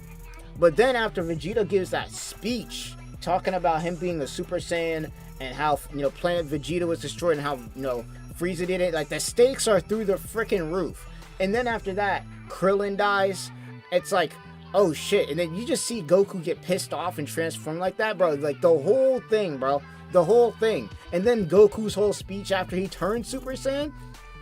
It's not getting beat, bro. You cannot top Super Saiyan, bro. You can't. You cannot. That transformation will forever be iconic. And nothing's ever going to top it. Nothing will ever top that Super Saiyan transformation.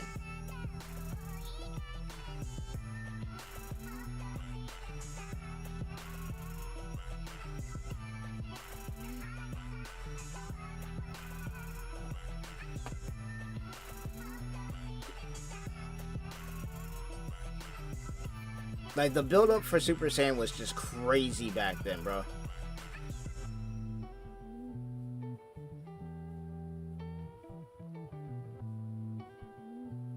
I'd argue that even Gohan turning Super Saiyan 2 is more iconic than a lot of stuff these days.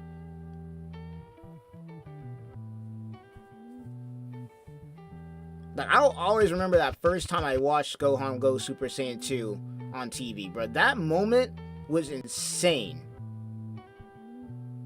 Like, it was the same thing with original Super Saiyan. Like, the build-up was there, the emotional, the emotion was there, the stakes were up there, bro. It was all there, bro.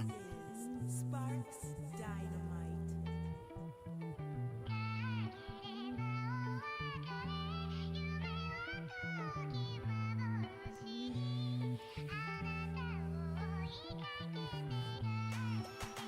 Chainsaw Man is kind of like Western.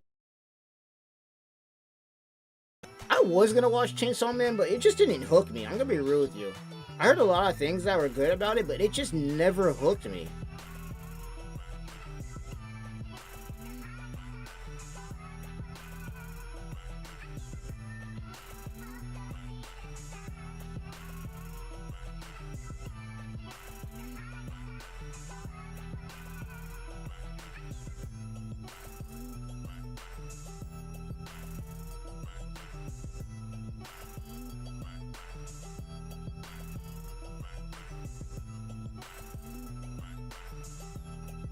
Like, I don't know, man. It's just not for me. I don't know.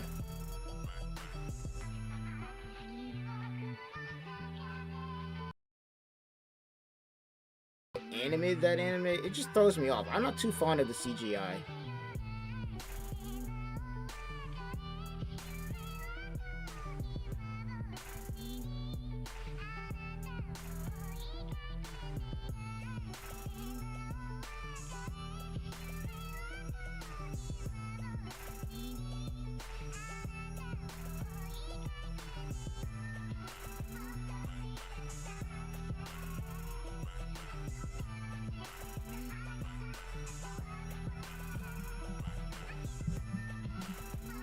I'll be real, I need to actually, like, going back to Rebirth of Souls, I need to know how much meter it's going to cost to do certain moves. Because this is going to be really important. Like, you got a lot of meter and, like, a lot of things with this game that you just got to know how to manage. Gear 2 is more iconic than Gear 5. Yeah, I'd probably say that.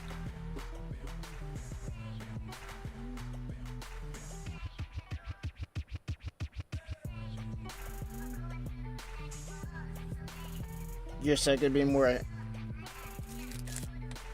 like, people saying Gear 5 is iconic is a little bit premature in the first place because it hasn't even been out long enough to be iconic. Like, the reason why Dragon Ball is, like, not Dragon Ball, but like the Super Saiyan transformation is so iconic is because even after all these years, a lot of people, when it comes to their transformations and whatnot, they reference that original Super Saiyan transformation. Gear 5 hasn't even been out for more than a year.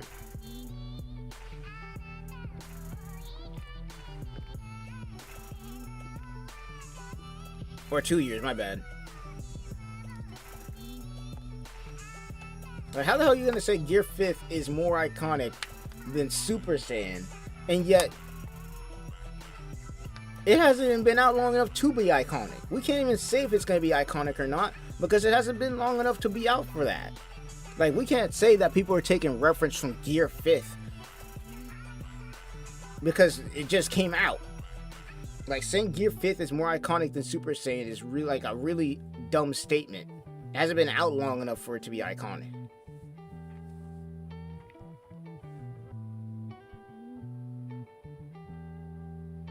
Luffy got a reality check, but he still didn't get any character development after? Yeah.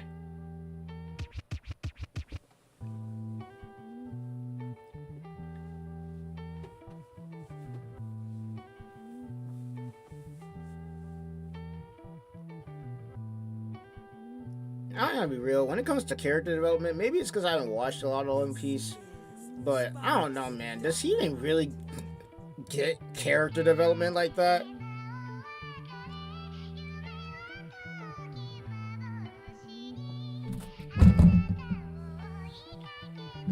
Like, does his character really drastically change that much from when he first started to now? Because I'm gonna be real, seeing how Luffy is now versus how he was in the beginning, outside of his powers changing and him knowing more about hockey and whatnot, but we're just talking about his character specifically, it doesn't really change. Like, I could argue that Naruto and freaking Ichigo got more character development than One Piece by a long shot. Or by, not One Piece, but Luffy. Like, you can see throughout One Piece, I mean, you can see throughout Bleach and Naruto that they have changed a lot from the beginning to the end of their series. Now, I know One Piece isn't over yet, but I don't think Luffy's changed that much.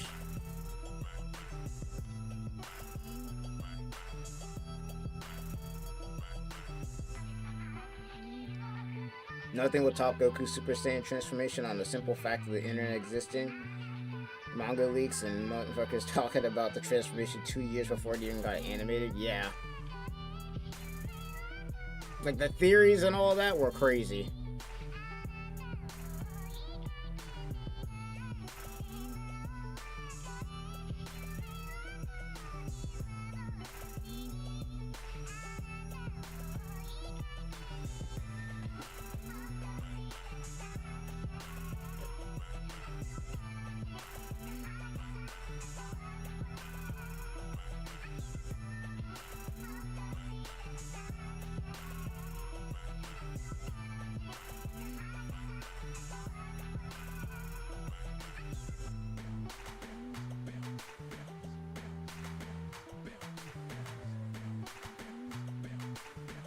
That was a big thing, too. I'm thinking about it, that was like a big thing. It's like, whenever anime episodes will come out talking about transformations and stuff, especially when it came to Dragon Ball, Bleach, and Naruto, like, there were hella theories and crap, bro. They were like, if you go on those forums, there was hella fucking theories.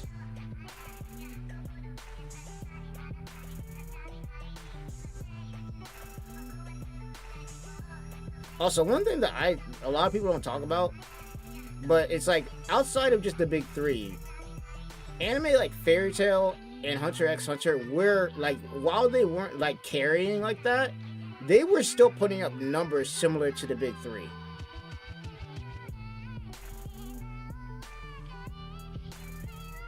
Like, a lot of people like to dismiss Hunter x Hunter or Fairy Tail, but they were putting up numbers, dude. They weren't slacking by a long mile. Let alone stuff like, obviously, you know, Yu Yu Hakusho, Inuyasha, shit, Rurouni Kenshin. Like, they were putting up numbers. And then obviously you had your Yu-Gi-Oh! And Pokemon basically dominating the card game scene. So far for a 3-meter type game, I'm sure we'll see 3 and 2 cost type moves. Yeah, that's what I'm trying to think. Because I'm looking at the meters. Like, going back to this game, I'm looking at the meters, and yeah, we got 3 meters for this, and we got 3 meters for the reverse gauge. And the big thing that I'm seeing here is there's a point system for this, but there's no point system for this. So I'm curious on how much points it costs to use certain moves with certain characters.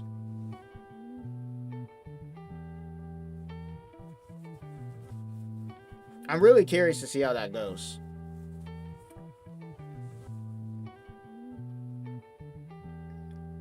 Goku Ultra Instinct is more iconic if just recently released. I don't know, man. I feel like the Ultra Instinct theme is more iconic, not really necessarily the transformation. I think the theme is more iconic, not necessarily the transformation.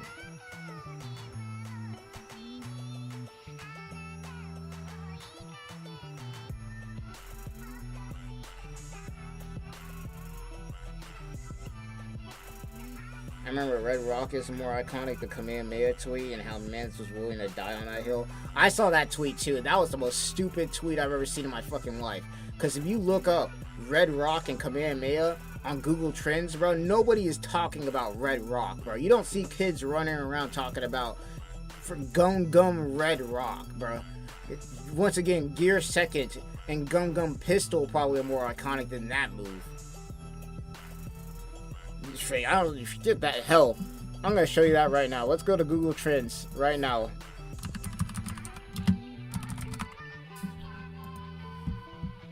let me show you this real quick. So if we type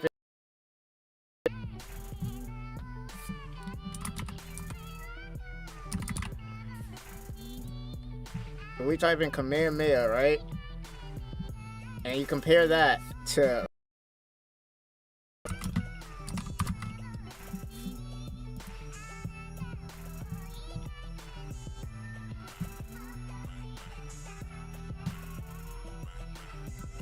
and 2004 to present.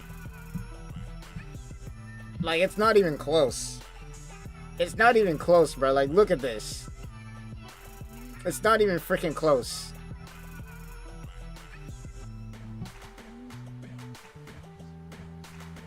Hell, let's put Bonkai in here.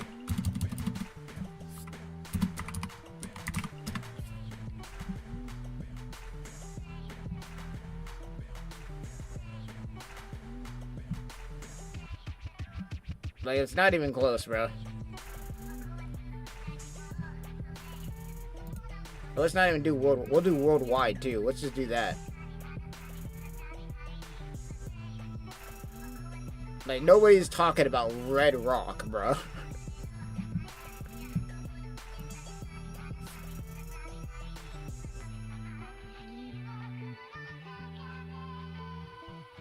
Luffy does develop, but not like his crewmates, so he feels kind of lacking. He's the same goofy dude from the start. I decided to check this out after the video. Yeah, that's what I feel like. Actually, hilariously enough, I wanted to talk about this, but I feel like more of like the One Piece crew outside of Luffy, they get more development than Luffy does.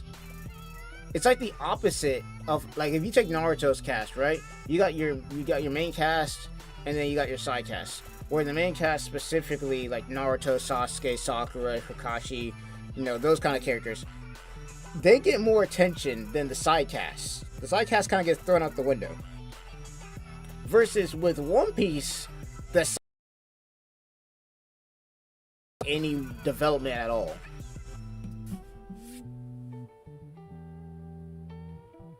Fairy Tail OST, bro, that Fairy Tail OST hits so hard.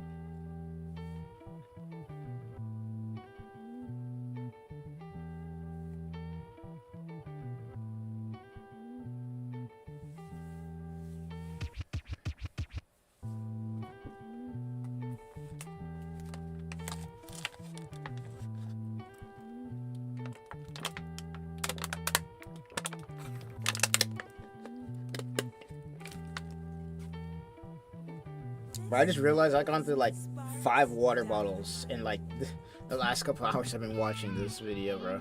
I've gone through 5 water bottles. Bro, nah, Fairy Tail will be going crazy. Like, anybody remember that one episode where it was like that one guild? It's like the Sabretooth guild ended up kicking out one of their members or something like that. And then not Luffy, but then Natsu straight up was like, oh, bet? We disrespecting people now, and decided to run hands with the whole entire guild. Like, Natsu really went out of his way for a person who wasn't in his guild at all, and decided to run hands with the whole guild, including the guild master, because they treated one of their guild members wrong, bro. That was some crazy shit.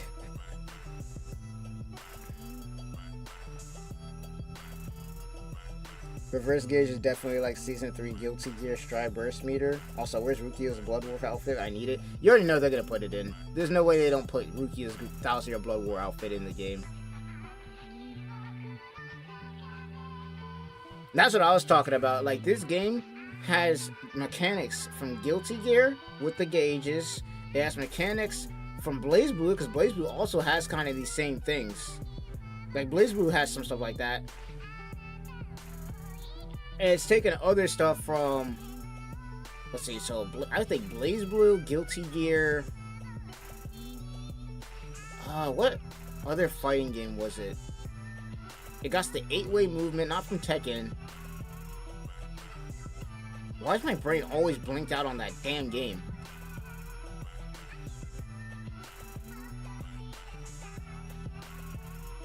My brain's blinking out, bro. I don't know why. Maybe it's late. Jesus Christ. Yeah, well, whenever my brain decides to remember what that damn game is with the 8-way movement, but that's the 8-way movement from that game. Let's see. Roman Cancel. I think Roman Cancel, that's also from Guilty Gear.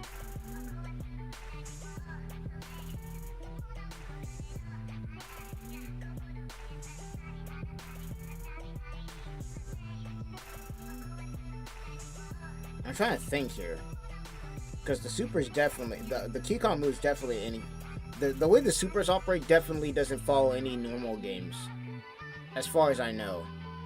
Because with the other games, especially fighting games, you gotta do all the freaking, you gotta do all these inputs and whatnot.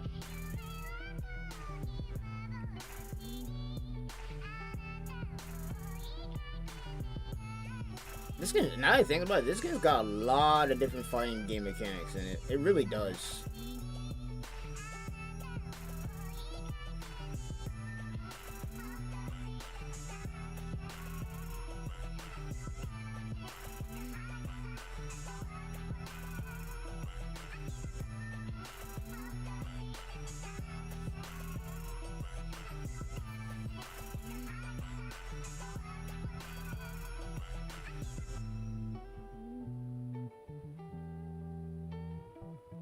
Why is I'm trying to think of the, why is my brain plays, I play way too many damn fighting games. I can't remember that damn game on the 360.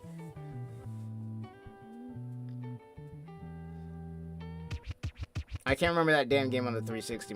I'm thinking of it, but I can literally see it, but I can't remember the damn name.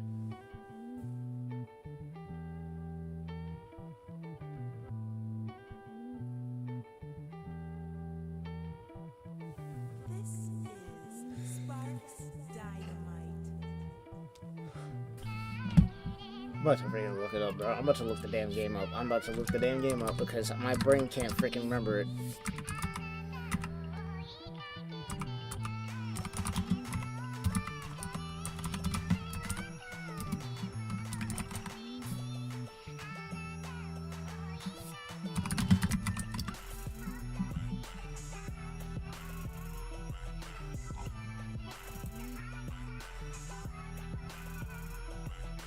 Damn it. Why does my brain can't remember shit? Why does my brain never remember shit, bro?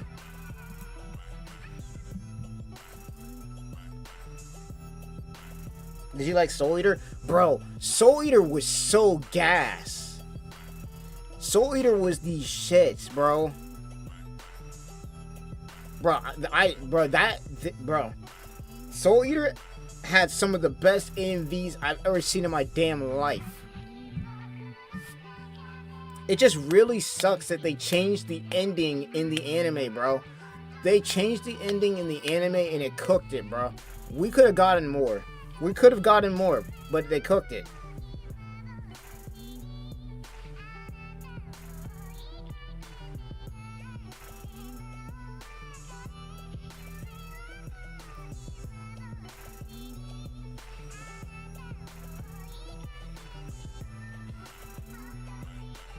Hey Yoshika, huge question for chapter 2. What do you think Goku's school life would be like in Bleach Dragon Soul? What would his reputation be? His reputation would be he likes fighting people. Let's be real. His reputation, if we're talking anime school, his reputation is he likes to box. Natsu was about that shit. Bro, Natsu never ducked a fade. You never saw a time where Natsu was out here ducking fades, bro. That man wanted smoke every day, all day. Question: how hard is it going to be to get up and close and personal against the Quincy and Byakuya? If we're talking Uryu and Byakuya specifically, I feel like it's going to be difficult to get close to him, but it also depends how you approach him. And it also depends on what character you're playing. Because I feel like, me personally, if you know how to get near, like, if you understand how Byakuya's range works, there is a certain point when you fight Byakuya where you can get near him where he can't hit you. Which is the safe zone specifically. That's why I say, like, with Byakuya, even in this game, his weakness is rush down. Especially smart rush down. Let me clarify, by the way. Smart rush down. If you're just out there pushing buttons, you're gonna get whooped.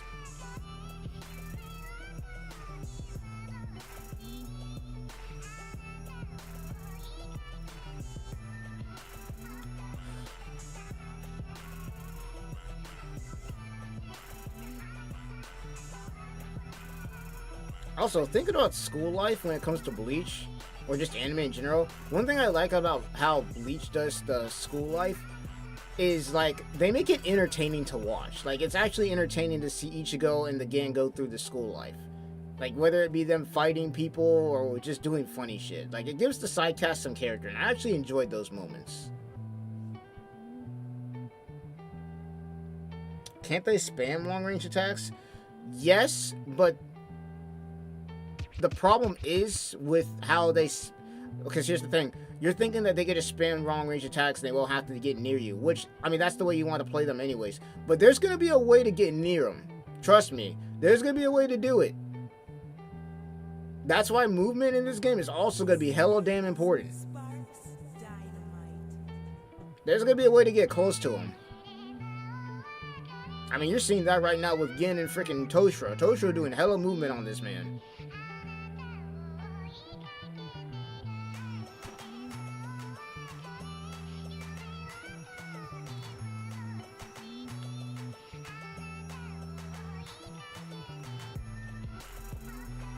Like, the issue isn't going to be spamming long-range attacks. The issue with them is how you're going to be getting around them. Because that's going to be your key goal, is to close the distance. Their goal is to basically keep you away. The zoners are going to be a pain. It really, the zoners are going to be pain. How good the zoner is going to be dependent on the player. It really is. Because once you start getting into the top ranks, I have a real good feeling that we're not going to see a lot of zoners. Especially if they ain't that good.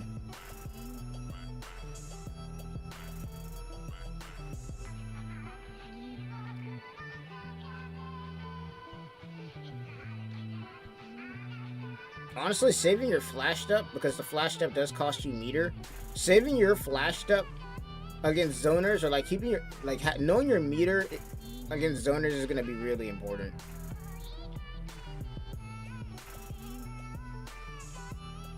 I was sad about Deadman Wonderland being canceled. It was such a good anime.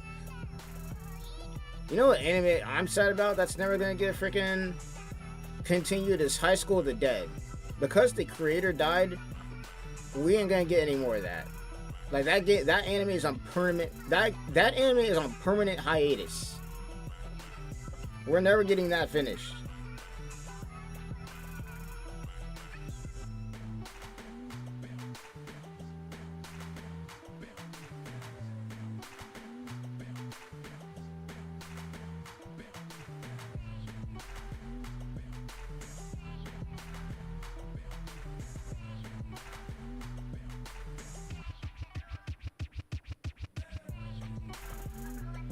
Black Star was him. I wanted to be cocky. Bro, Black Star was the funniest dude in that show. Him and freaking Death the Kid. Black Star and Death the Kid were two of my favorite characters in that whole entire show. Like, whenever they were on screen, it was just hype. Especially when Black Star got his katana too. Because he used to only use, I think, not the kunai. What was he using? He was like using some curved weapon. But like when he got the katana, oh my god. That moment was insanity. Death the Kid was just him, bro, with the guns. And they had Maka and Soul with the scythe too.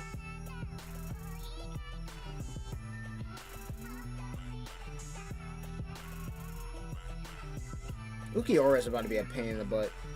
Oh my god, man. Ugh. I have to deal with all these. I know my character has zoning material too, but oh my god, them Ceros. Those Ceros are gonna hurt so much, especially against Stark. Fighting Stark and Ukiura, anybody who has a Cero in this game is about to be, oh my god. Ah. just fighting against Sero users is gonna just it's gonna feel bad.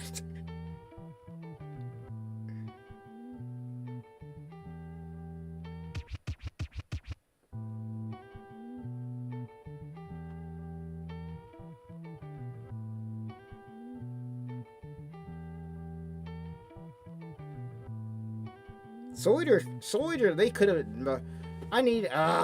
Man. Soul Eater could have been crazy. I mean, it was a good anime, let's be real. Soul Eater actually cooks.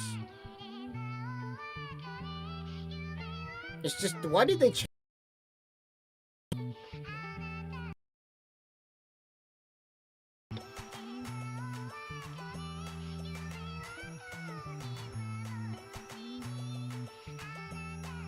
Man, the more I look at this damn game, the more I want it in my hands, bro. I want this damn game in my hands.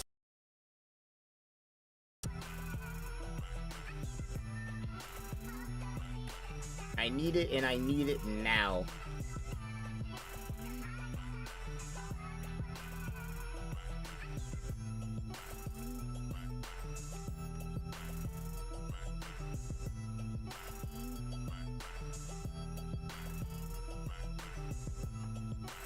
I'm gonna watch Soul. Now I think about it, I'm gonna watch Soul Eater again. I know Bleach Rebirth the Souls is about to come out. Watch a Soul Eater again, because I haven't seen it in a couple of years anyway, so my memory isn't that fresh.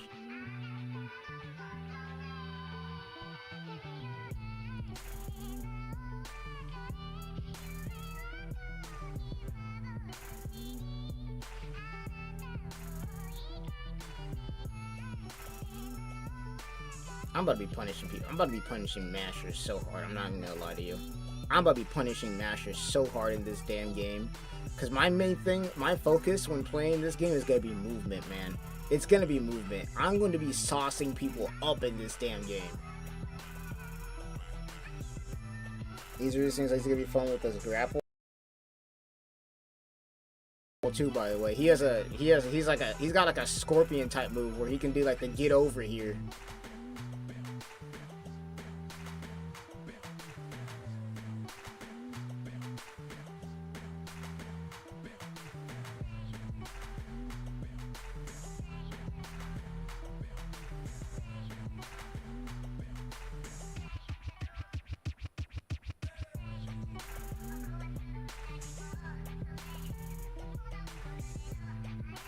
I love how this Ukiura player was literally playing around with his food on purpose because he wanted to get his last transformation.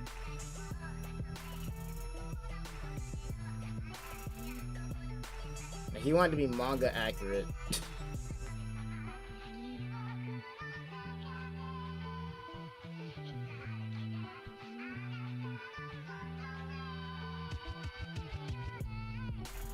There's a grab. Yeah, Ukiura's combos are insane.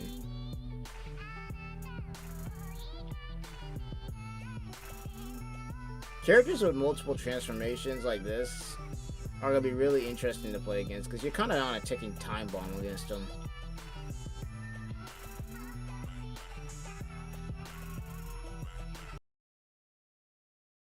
Freaking wild.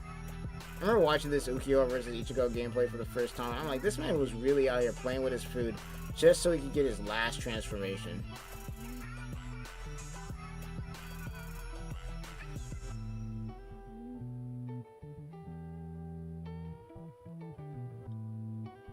Actual insanity.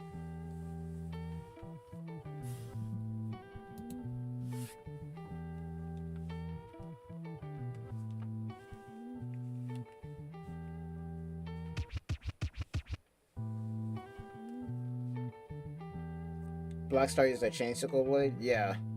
When high school, the dead creator passed, that shit hurt. Yeah, that shit sucked. He became the strongest in the manga. I might have to rewatch. This is Sparks Dynamite. Blackstar? Was he the strongest in the manga? I think you're right about that. It was either him or Death the Kid.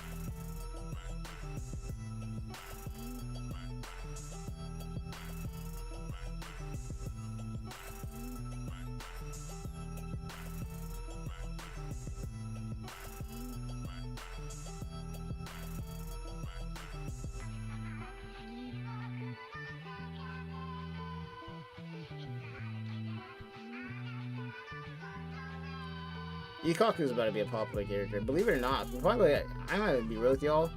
Ikaku might be one of them characters we might see, because even though his Bankai isn't one of the strongest, it's just how he did his Bankai. Like, the presentation with Ikaku's Bankai, it was so hyped when he did it, that so many people, that's how he got like his fan base. I'm gonna be real with you. Like, Ikaku became like one of them fan favorite characters right when he got that Bankai activated.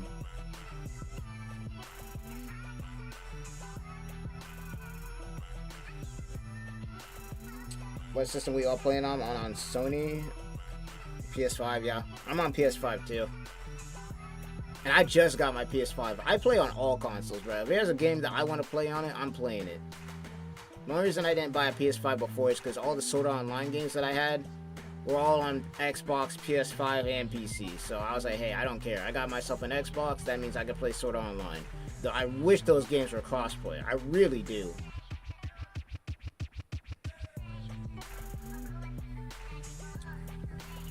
Now, the only reason I got myself a PS5 is because I was like, you know what? If I'm gonna be playing Bleach Rebirth of Souls, I need to get myself a PS5 because that's where the majority of the player base is gonna be. But then on top of that, they got a bunch of other anime games that I like too. So I'm gonna just get on here.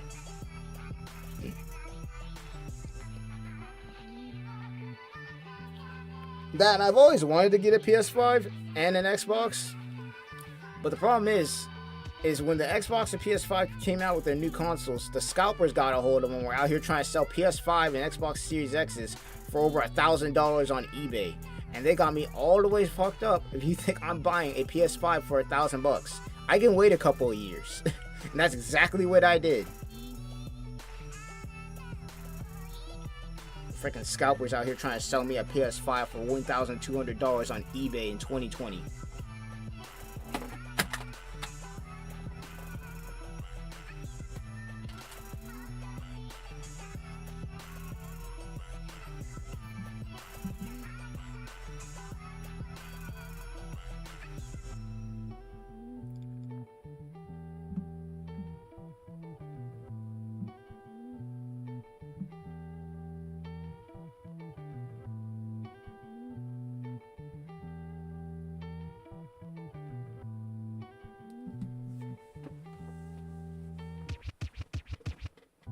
He's in meta, I already know.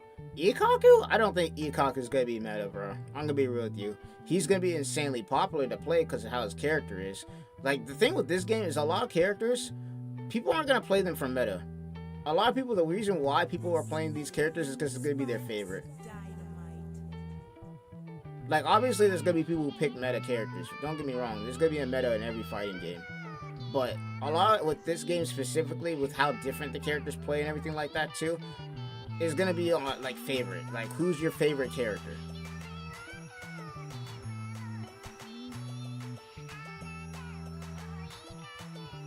And I feel like it's gonna be more genuine than how Dragon Ball Sparking Zero did it, because yeah, while people were picking their favorite characters in Dragon Ball Sparking Zero, let's be real. None of y'all were out here playing androids because they were your favorite characters. Y'all were playing androids because they were broken. Gogeta or the fusion characters, that's iffy. Because I'm gonna be real, when it comes to Gogeta and Vegito, bro, there has been an argument that has been lasting decades on who is stronger between the two, bro. And it's actually ridiculous. Because it is literally stated that the Potara is stronger. No, actually, no, I don't think they stated that. Did they state that? No, I don't think they stated that Potara is stronger than the fusion. No, they didn't. Now I think it was one of the ones where the time limit. I think it was the time limit that was longer.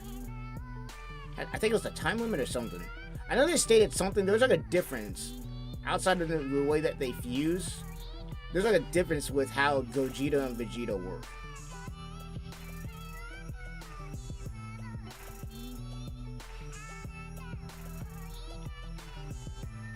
But like, to this day, there are still arguments about who is stronger between Vegeta and Gogeta.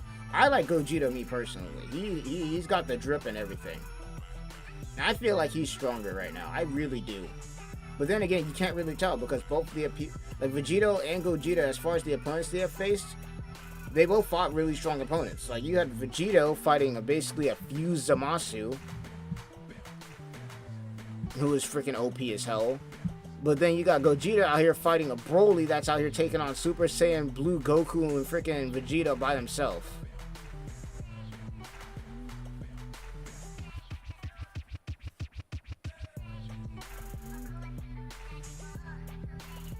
So that means I'll be able to hit all you up, fellow Sony peeps. Yes, look it up. I'm sad they couldn't give Shinji his reverse mechanics. Gogeta Super Saiyan 4 is my spirit animal. But I love Gogeta's Super Saiyan Blue transformation. Or no, actually, my favorite Gogeta transformation, believe it or not, is when he went Super Saiyan 2. Or just, did he go Super Saiyan 2? I think it was Super Saiyan. When he went Super Saiyan against Janemba. That was freaking peak. The Super Saiyan Blue Gogeta against freaking Broly was insane.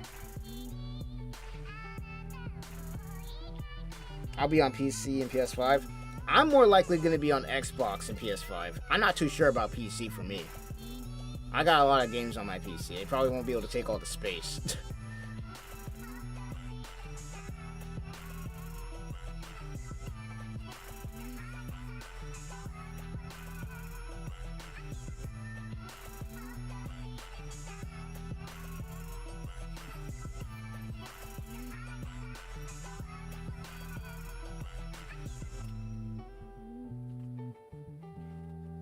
Man, I can't wait to get my hands on this damn game, bro. This game is about to be so freaking hype.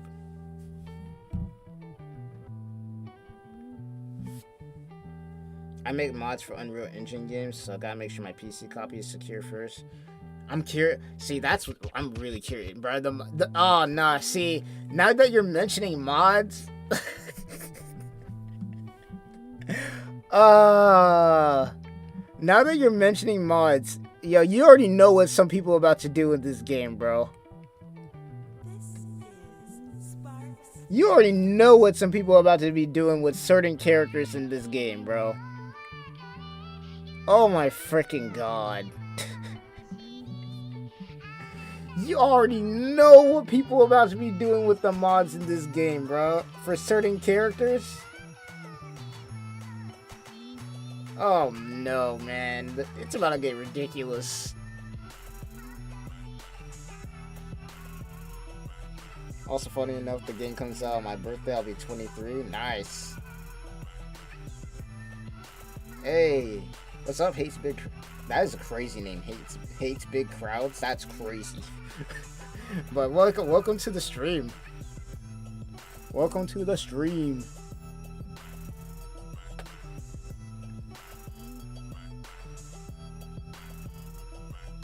You did indeed make it. I actually streamed a little bit earlier today because yesterday I did a really late stream and I don't know, bro. I was out of it. I ended that stream hella early. I was out of it. Maid outfit Rukia. Oh my freaking god. People about to get the freaking people about to get the Yoriichi freaking 1000-year Blood War costume before they even release it in DLC. That's what people are about to be doing on PC, bro. Mod Smite, though. Bro, people about to get... You know what actually would be a crazy mod is Adult Toshiro. Just like getting his 3D figure in the game. Bro, Adult Toshiro in this would look crazy. Even though you already know we're going to get it because they're adding 1000-year Blood War anyways. But you already know people are going to put it in early.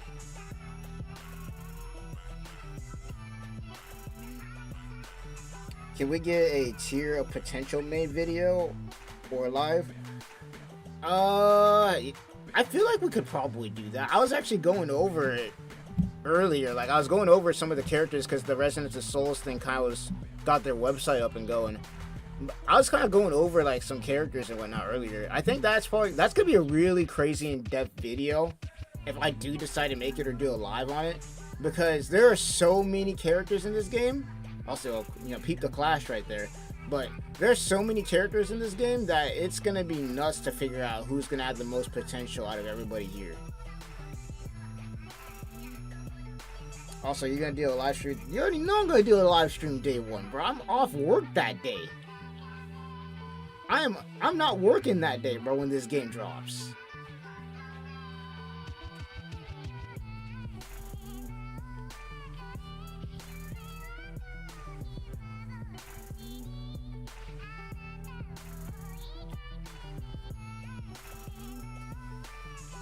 You already know we're here day one. Like, day one, we're doing a Chad tournament, for anybody who's wondering.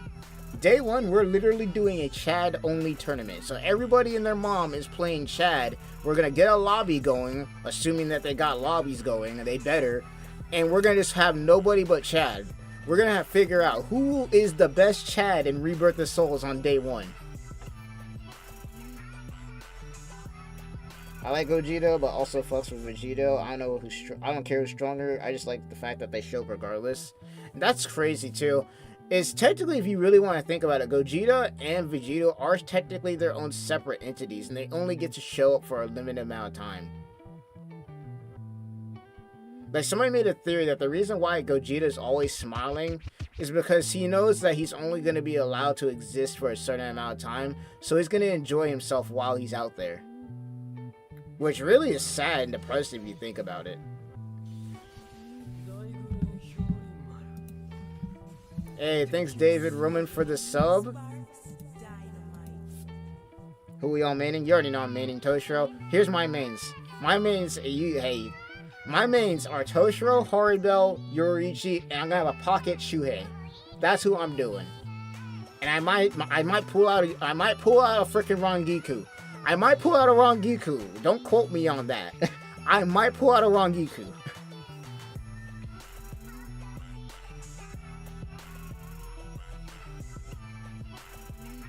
I hope we get what if characters, different variants. The Stark will be dope.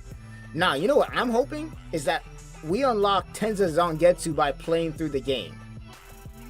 Because the fact that we have to unlock Dangai Ichigo by playing through the game, something tells me that there's gonna be other characters. Maybe I'm capping here. Maybe I'm hard capping here. But something tells me that there's gonna be other characters in this game that we can unlock by playing through story mode. Maybe I'm capping, maybe I'm delusional, but I just have a feeling.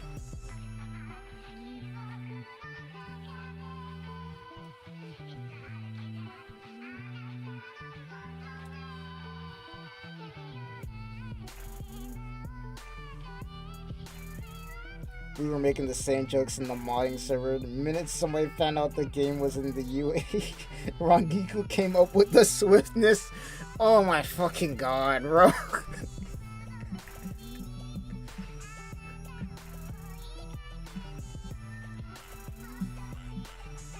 There's about to be some crazy mods. That's all I'm gonna say, bro. These thumbnails that people are about to be making on YouTube are about to be wild.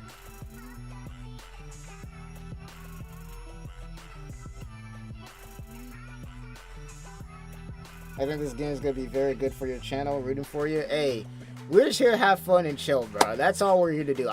This channel, hey, after this game comes out, it's going to be primarily for Rebirth of Souls, but we're going to still do like funny react videos and stuff. Like Fleekazoid specifically, his videos be funny as shit.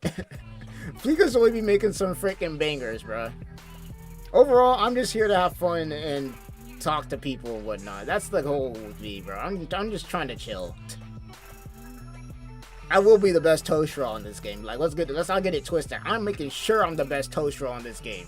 This might be the first time where, with a fighting game, I'm gonna sweat my ass off on this game, bro. I'm going to sweat so hard when I'm playing Toshiro specifically. Like, that is gonna be a character where if I'm playing Toshiro, it's probably no mercy for nobody, bro. There's gonna be no mercy for nobody.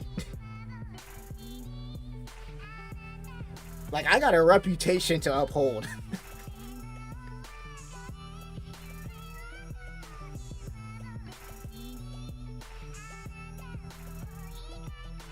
I like that you have to earn it. I seen Black Myth Wukong 3 times just to get a secret stance. Yeah. That's one thing that anime games need to bring back. Is the fact that you need to unlock the character by playing through the story mode. Like, you have to earn it. Like, you actually have to play the game. Because I don't know about you, but for me, with Dragon Ball Sparking Zero, I didn't have to play through the whole story. I played through the story of Dragon Ball Sparking Zero with Goku, and that was it. That was all I played through. Other than that, I was kind of just hopped online, played Trunks, played Kefla, played Typhon. So I like that fact that with, you know, Bleach Rebirth of Souls, with this game, you're going to have to play through the story to unlock certain characters. And you already know damn well I'm gonna at least try out Dangai Ichigo at least once. And if Dangai Ichigo plays like crazy, oh, he's gonna be one. He's gonna be on the list. He's gonna be on the list of mains that I want to try out.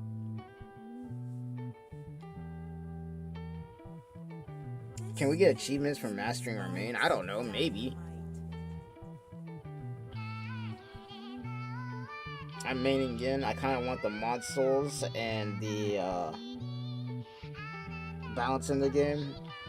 I don't know, man. I don't think they're gonna put the balance in the game, bro. I'm gonna be real. When Kubo told them to make that balance arc, I think they just kind of ran out of ideas for filler. I feel like Kubo was kind of like, all right, just make whatever, bro. I'm gonna be like I don't know what they were smoking when they made that balance arc. Kubo must have been. I don't even think Kubo was in the room when they made that shit, bro.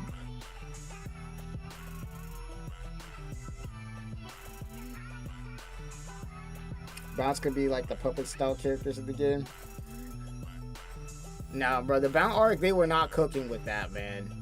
Like, I love how hilariously, like, between the Bleach fandom and people who don't like Bleach, like, we can all agree the Bounce arc was straight garbage, bro. That arc was straight trash.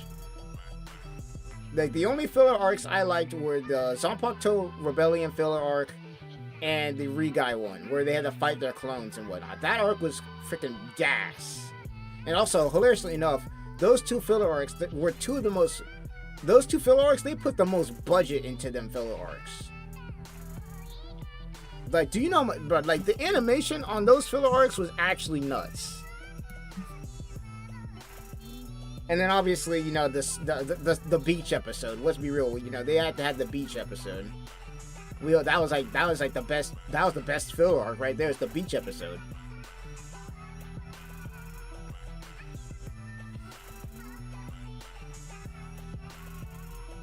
It wasn't bad. What was wrong with that arc, bro? It's just I don't know, man. That arc, I remember watching that shit, man. I was not in there, bro. Like the Bounce arc for me was I could turn my brain off and watch it, fine. But man, that arc made no sense to me, bro.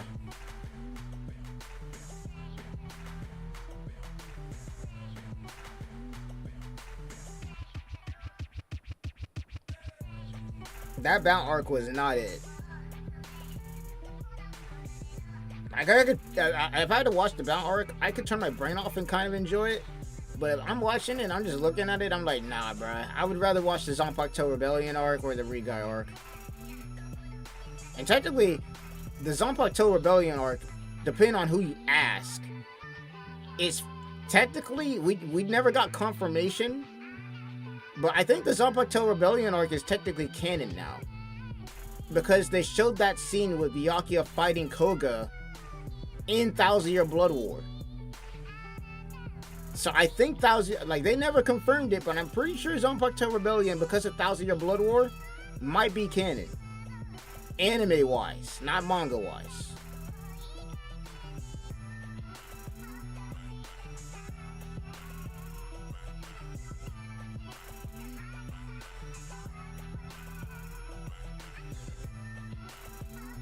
Bleach is my favorite anime, so I can't hate anything in it.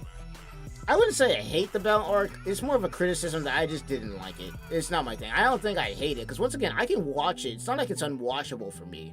But I can't say it was one of my favorite filler arcs by a long shot.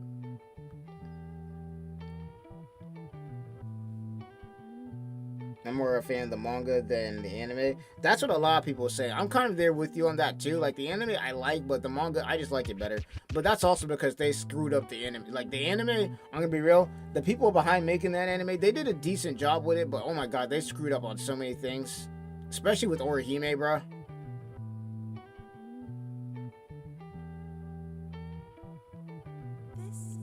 Like Orihime's character is better portrayed. I'm out here talking in riddles right now. Orihime's character is way better portrayed in the manga than in the anime. We need some joke characters. Add Fiche with Infinite Slick. That's crazy. Hey, we want joke characters? Frick, add Ganju in, bro. If we needed some joke characters, add Ganju and Don Kanoji.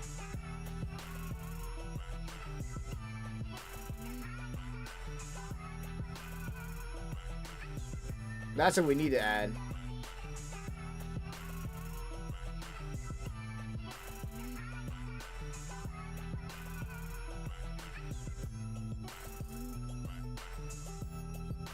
Also, I never thought about this, but Ichigo's friends, like Keijo, Tatsuki, and them, honestly, I feel like they could have Fullbringer powers if Kubo really wanted them to.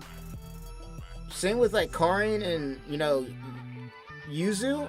They could have like Fullbringer, Quincy, like obviously, like, you know, Ichigo's siblings. They could easily be Soul Reapers if they really wanted to do that. But I feel like Ichigo's friends, like, they could have some Fullbringer powers because they had at least some spiritual awareness to be able to see Aizen, Gin, Rangiku, hell, Ichigo technically in Dangai form. Like, they got some form of spiritual awareness. Like, they could be Fullbringers.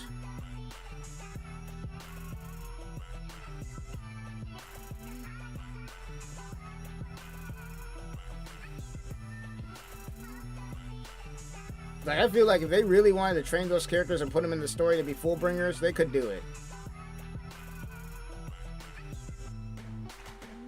Especially Tatsuki. Tatsuki can already fight anyway. She can already box.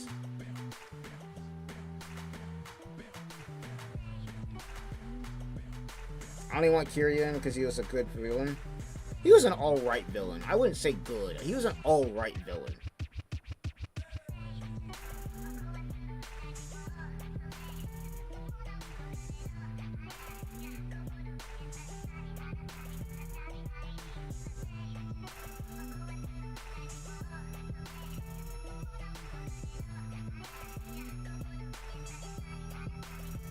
I love that masked Ichigo. The half mask Ichigo is actually like crazy.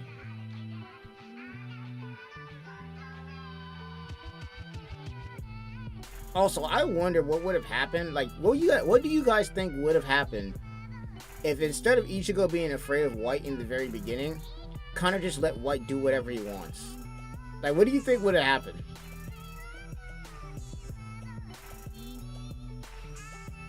You think White would just go on a rampage like Kurama or some shit? Or do you think he would just take out the enemy and then just back off? Imagine getting more immersive from the Zanpakuto Rebellion as DLC. That would be insane. Kubo wanted to do that at first, but he gave up on the idea to create the Soul Society arc. Yeah, I mean, yeah, you can only do so much, but that would be interesting to see some of Ichigo's friends become Fullbringers, because they have enough spiritual awareness to know how the shit works. Like, it's not like they can't see Soul Reapers or anything like that. Like, hell, we literally got 1,000 Year Blood War where we had them interacting with Shunsui.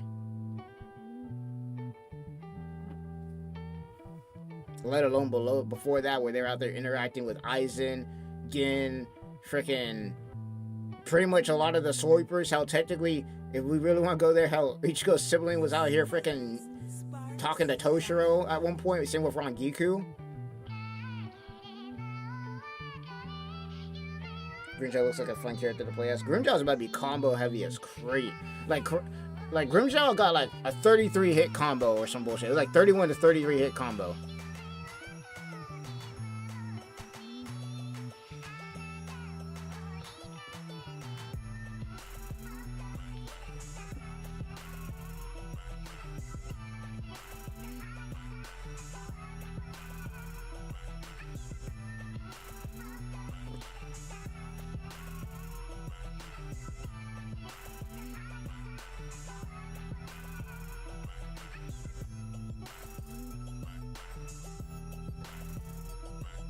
I know Rebellion and Regai were made canon in the anime due to the 1,000 Year Blow were added scenes that were referenced to those events. That's what I was saying. It's like, we're talking anime. Technically, the freaking Regai arc and... Well, I don't know about the Regai arc. I didn't see that. You're going to have to let me know where you saw that. But I saw the fight where Byakuya fought Koga in the Zanpakuto Rebellion. I don't know about the Regai arc. Because if we're talking about that specific scene, it was when Aznat was talking to Byakuya, and they showed flashbacks back to the Zanpakuto Rebellion arc. And then technically, if you really want to go there, we saw Shunsui Zanpakuto in its physical form back in the Zanpakuto Rebellion arc, and then we got to see it again in 1,000 Year Blood War. And the first movie was made canon recently because the 1,000 Year Blood War saying Ichigo went to the Valley of Screams. Yeah, we already know about that. They already told us. See, here's the thing: the Bleach movie 1, Memories of Nobody, was made canon just by the manga, anyways. Like, I'm pretty sure it's a certain manga. I have it in my room right now that will literally go and tell you to watch Bleach movie 1.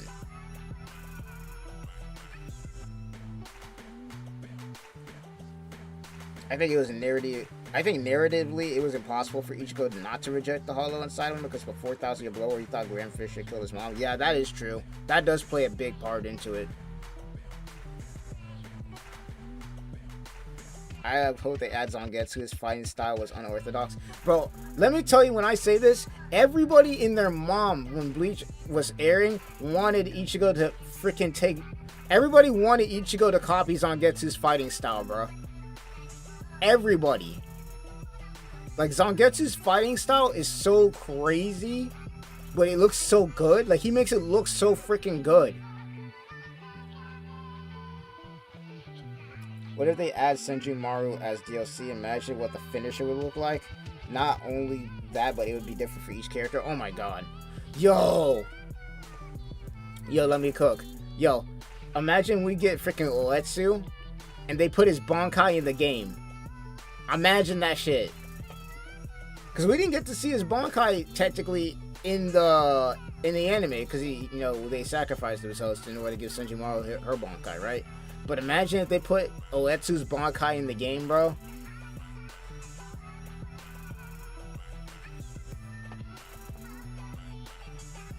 But nah, Zangetsu's fighting style, I prefer it over Ichigo's all day, every day, bro. All day, every day. I want Ichigo to incorporate more from Zangetsu's fighting style. I really do.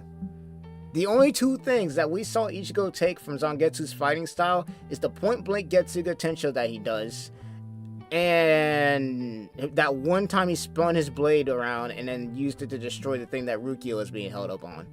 Other than that, he doesn't really copy Zangetsu's fighting style at all. Which is funny because anytime Zangetsu and him fight, he's getting his ass handed to him. So I don't know why he wouldn't incorporate that shit.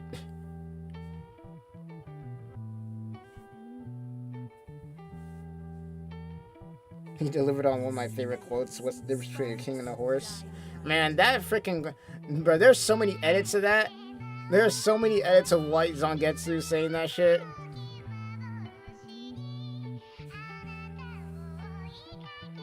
He only spun his blade like Zangetsu at Sokyoku Hill. Well, it's not only that, but after he fought White and he learned how to control his hollow powers, he learned how to do the thing where he would get up, and close, he'd launch a Getsuga at you, point blank. Like, he learned how to do that too. In fact, he did that to Grimmjow immediately after White did it to him.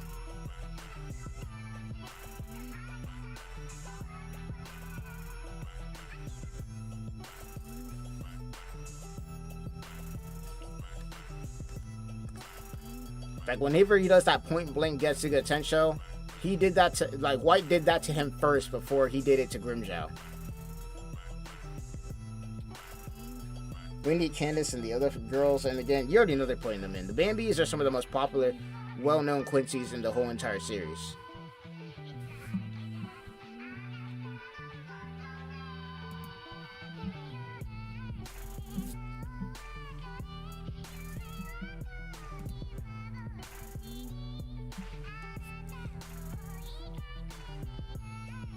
Like, there's no way they don't put the Bambis in the game. There's no way. That's what I say. I think that they're going to probably put Bambi in first because she was one of the first ones to appear. And then later on, they're probably going to put in the rest of them. I want Yachiru as playable. I don't think she's going to be playable. And the reason I say that is because when you play Kenpachi, she's on his back. Like, as like a... Like, you see it in the intro. I don't think she's going to be a playable character. Plus, we don't really have a moveset for her. We have a Shikai for her, so she has it. But we don't really have a moveset for her.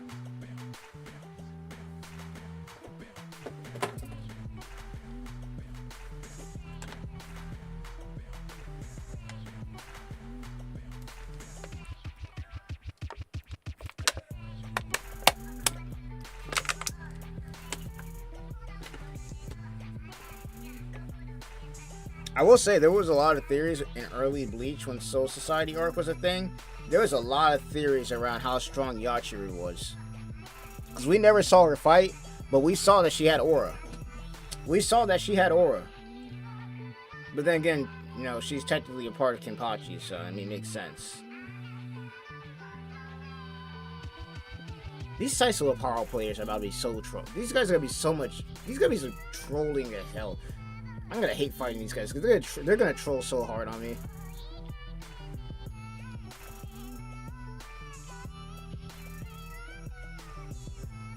Also, how are we feeling about a 2-shot in the game? Is it hard to pull off or is it easy? It's hard. Because here's the thing, the 2-shot, you have to hold the button. It's a charge-up move. The only reason it's in the game is to be lore accurate. If you're fighting competitively, you're not going to get that off. Because it's gonna be easily interruptible. If you try to charge that, unless your opponent is stupid, then there's no way you're getting that off. And considering how people are gonna be mashing in this game, there's no shot. You're gonna get the first hit off, but then if you try and charge it and get the second hit off, you're gonna get punished.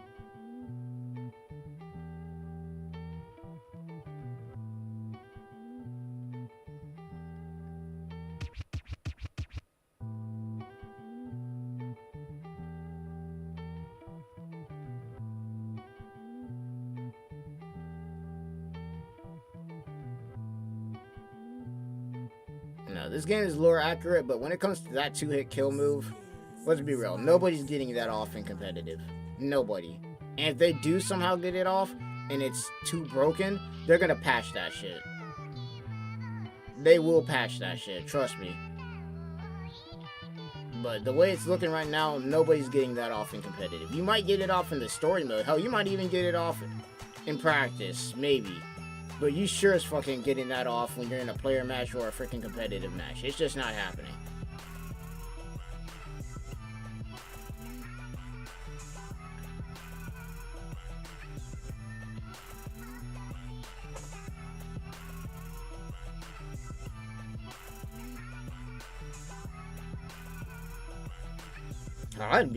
Now I think about it, debatable. I'd be saying it's debatable if you're gonna get that 2-hit kill off on Soifan in just the CPU matches. I'd say it's even debatable if you're gonna get it off there. Archetype troll character, that'd be crazy. I mean, people are already gonna be trolling enough with this dude, freaking Saisula Paro, and his nonsense, bro. People are gonna be trolling with him already.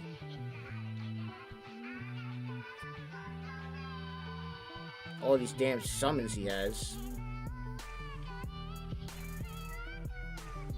You ain't gonna need an archetype for trolling when these two exist.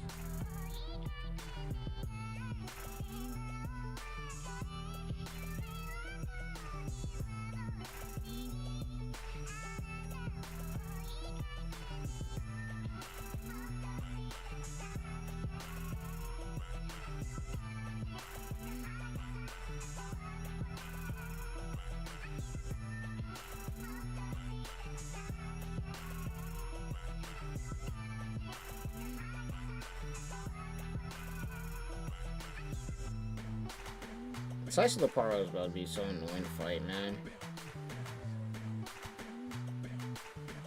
Out here looking like Hisoka, bro. Freak yeah.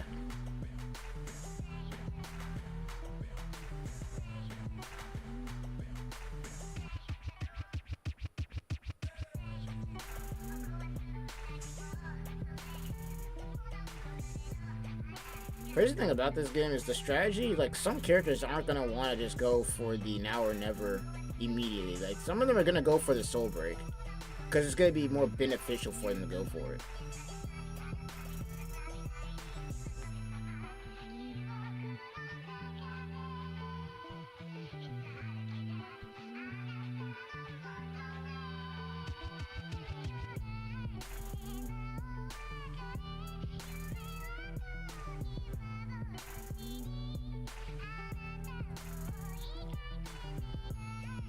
Soifan players, I know your goal, don't be predictable. You already know they're gonna try it. They're gonna hear, oh, it's a 2-hit kill, let me try it. And then they're gonna get punished for it. And I'm gonna do it every time. Anytime I fight a Soifan player, if I even see them try to go for that 2-hit kill, I'm going to punish them so hard. Because they're gonna make it hella obvious. I hope the community on PC stays alive. Also, fighting against Kaname is gonna be scary to go against. Oh god. Wouldn't a zoner be a counter to Kaname's Bankai? I don't know. So I found counters start before awakening. Not, I mean, Soifon, yeah, but no. Star kind of counters her if you really want to think about it. I mean, he just got to stand there and shoot the blicky. He doesn't even have to do anything. He doesn't have to get close to Soifon at all. He can play keep away.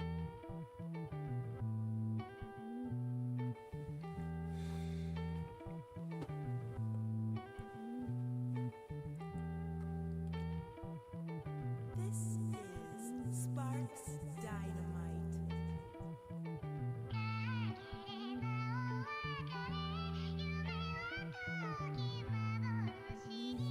Also, now I think about it, a zoner, I feel like a zoner could be a counter to Kaname's Bankai to a degree. Because you can't see him. You can only see, because your character's only going to face in the direction that Kaname's at, but that's it. You won't be able to see what he's doing. Because here's the thing. With Kaname, if you can't see what he's doing and you're not pushing the block button, let's say he decides to launch a Keycon move while you're not in the red zone. You're cooked if you can't see what he's doing or if you can't react in time. Because here's the thing with Kaname. You know what I can see happening with Kaname? Is when he puts up his Bankai, right? What I can see him doing is hiding in the darkness on purpose and then trying to throw a Keycon move at you while you can't see him. So you have to be blocking the whole time on purpose. Because if you don't block on purpose, what's going to happen is if you don't block on purpose, he's going to sit back in the darkness, launch a Keycon move at you, and then he's going to take free lives. So my strategy to beat Kaname, I'm not even going to lie to you, is I'm going to be blocking the whole entire time while that Bankai is up. If he's hiding in the darkness, if he is hiding in the darkness, I am blocking that Keycon move, and I'm rushing him down. His weakness is going to be rush down.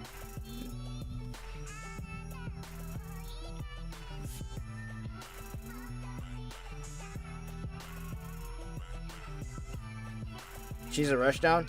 Yeah, but even still, if there's a good Stark player out there, they're going to know how to keep her away. And with the guns, bro, like, what's she going to do? Especially if she whiffs, because here's the thing. With Yorichi and Soifon, those two are rush downs. But when they whiff, the punish is going to be so hard. The punish is going to be so hard if they whiff.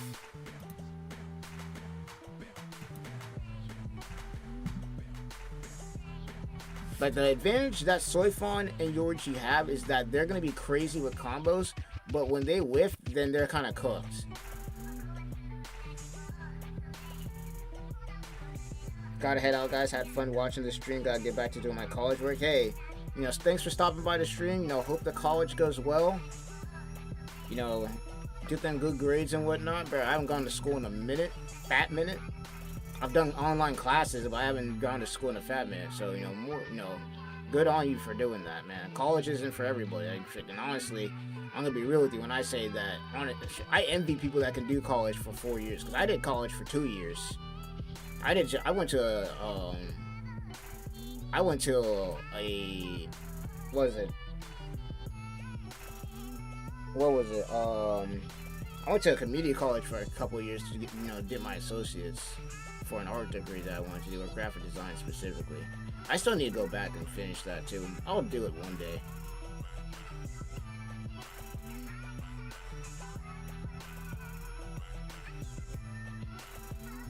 I was talking to friends about this match and noticed they don't do a shit ton of damage, just annoy you. Like, that's what I'm saying, bro. Saisala Paro and Mayuri are about to be annoying as hell. They don't do a lot of damage, but they're gonna irritate you. They're gonna force you to push buttons that you're not supposed to be pushing. They're gonna force you to screw up.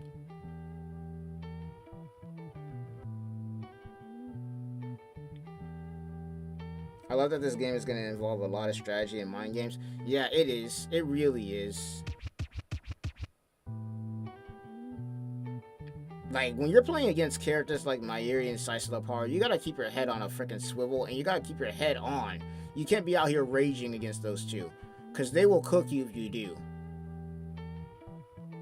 This is Sparks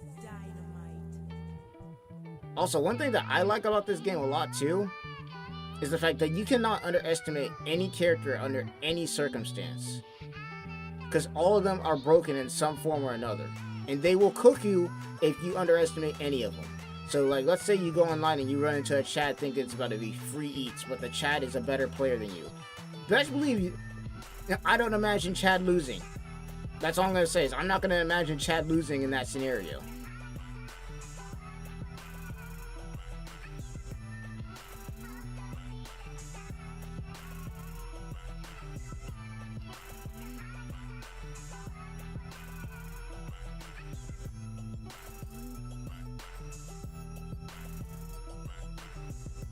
Also, another thing is the reverse gauge is going to be different for every single character. I don't know if you guys know this, but the reverse gauge is going to be different for every character. Not every, like, the reverse gauge is not going to be the same. Need a ranked game mode as well. Considering this is a fighting game, this is definitely going to have a ranked game mode. Grind until the grave. Bruh. There needs to be a leaderboard too. You know what? They need to add a leaderboard. There needs to be a leaderboard in this game showing who the best at whatever character is. Like, you know what the leaderboard needs to have? And I don't know if they did this or not. The leaderboard needs to have it to where it's like, okay, these are the best players from 1 down to whatever. And then you need to have another portion of that leaderboard that shows, okay, this is the best Toshiro. This is like the best Ichigo. This is the best of whatever character. They need to do something like that, if they can. That's what I would do anyway. Like, this is the best Grimjow on the game, you know?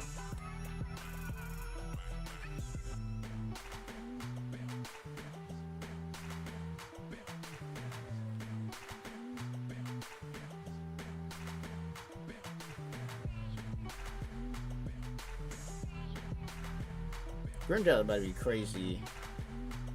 Like, his combo strings that look... His combo strings already look nuts, but then it's like, damn, he's just strong as hell.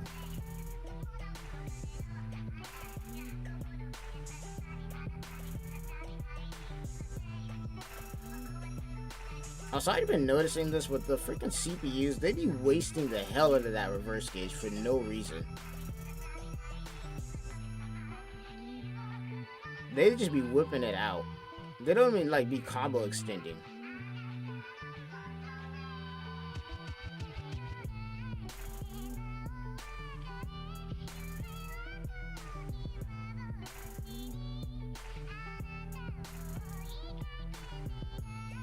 Hit combo is actually nuts, man.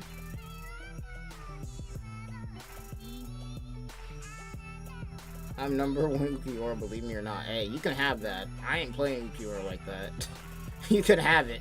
I'm number 1 Toshiro, though. I'm keeping that. I'm about to be number 1 Toshiro on the damn game. I don't care. Y'all can have Ukiora and everybody else. Shit, I might even try and go for number 1 Haribel. I might try and go for it, but I'm definitely going for number 1 when it comes to this damn Toshiro, bro. I don't care.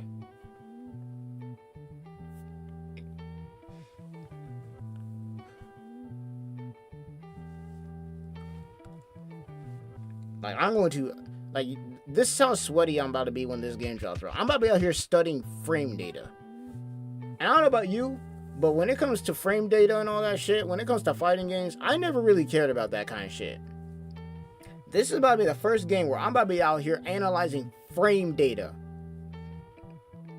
This is Sparks Dynamite. And the best part is we have, like, I don't know if you guys saw it, but we have the training mode where they're going to go over all of that shit.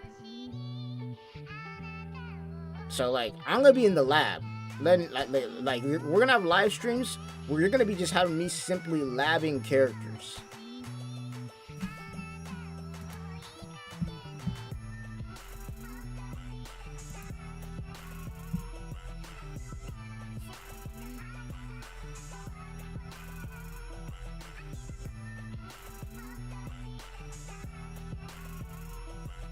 Also, did you guys see that community post that I put out where I had my Toshiro card with my 2 Lego figures? That card is signed, by the way, by that voice actor. I'm just letting y'all know. That card is signed by the voice actor. Like, it is one of my most proud possessions that I have, is this signed Toshiro card. I have it sitting right in front of my mic right now.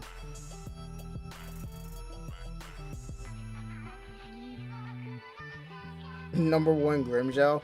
Grimgel is about to be tough as hell to play against. Like, I'm curious if Grimgel, like, these combo heavy characters, I'm really curious if we're going to be seeing some guard breaks.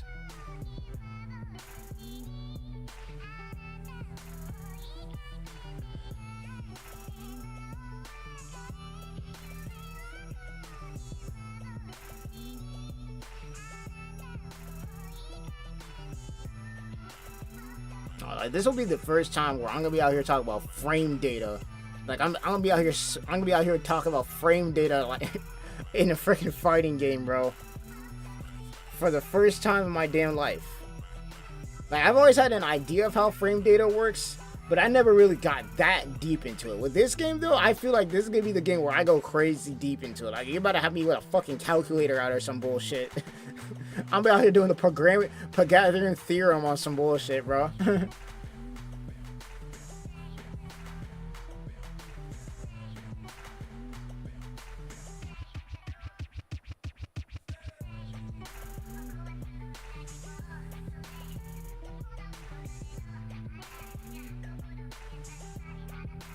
Godly windscreen right there. I don't know if you saw somebody do it, but there was somebody on Twitter where they took the windscreen from Bleach Rebirth the Souls and then they put it in Sparking Zero with Goku. And it looks really good. Like, somebody actually edited it in.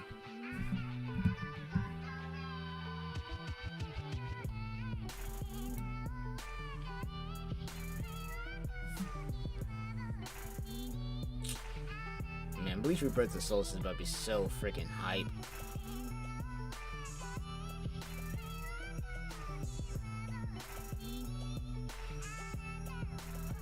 Yeah, see, the thing with Kaname is, if he really wants to, unless you rush him down, like, you can see that his weakness is rush down, but if you don't rush him down, he can just sit back in the darkness and do whatever he wants.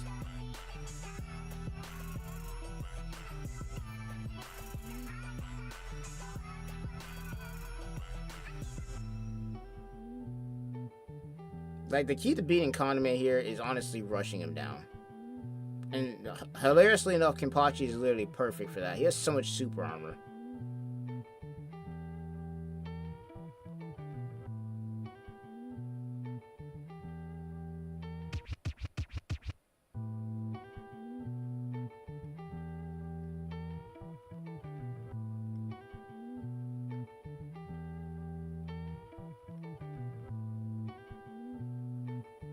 Okay, nice flash step there by the Kaname. They got me out here studying gameplay. Jesus Christ. Yeah, Kaname's weakness is rush down by a long... Like, it is definitely rush down.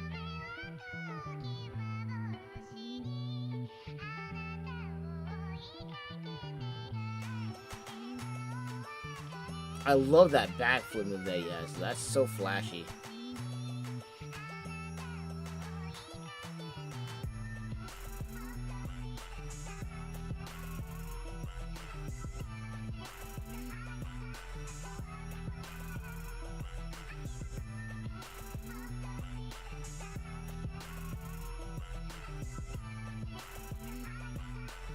And then the circle resets there.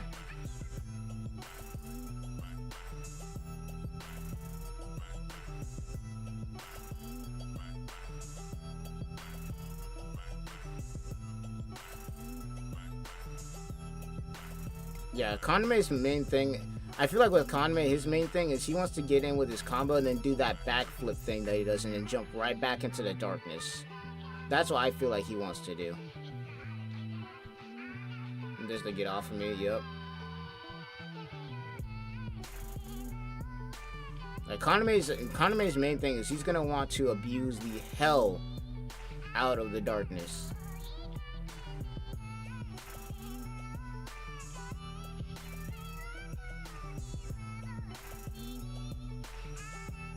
But no, that's pretty much gonna be it. I think that's where I want to end it today.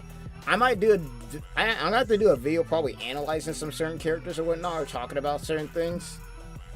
But I think that's where I'm gonna end it today. So thank y'all for joining me on the stream and whatnot. But I'm gonna get myself some sleep. Got some videos that I need to make tonight and tomorrow. So yeah, no, without further ado, that's pretty much gonna be it for me. Thank y'all for joining. Make sure to like the stream, subscribe to the channel if you haven't already, all that good stuff. But I'll see you guys in the next stream or in the next video, whatever it may be. Have a good night, good day, wherever y'all at. Thank y'all for joining. Peace out.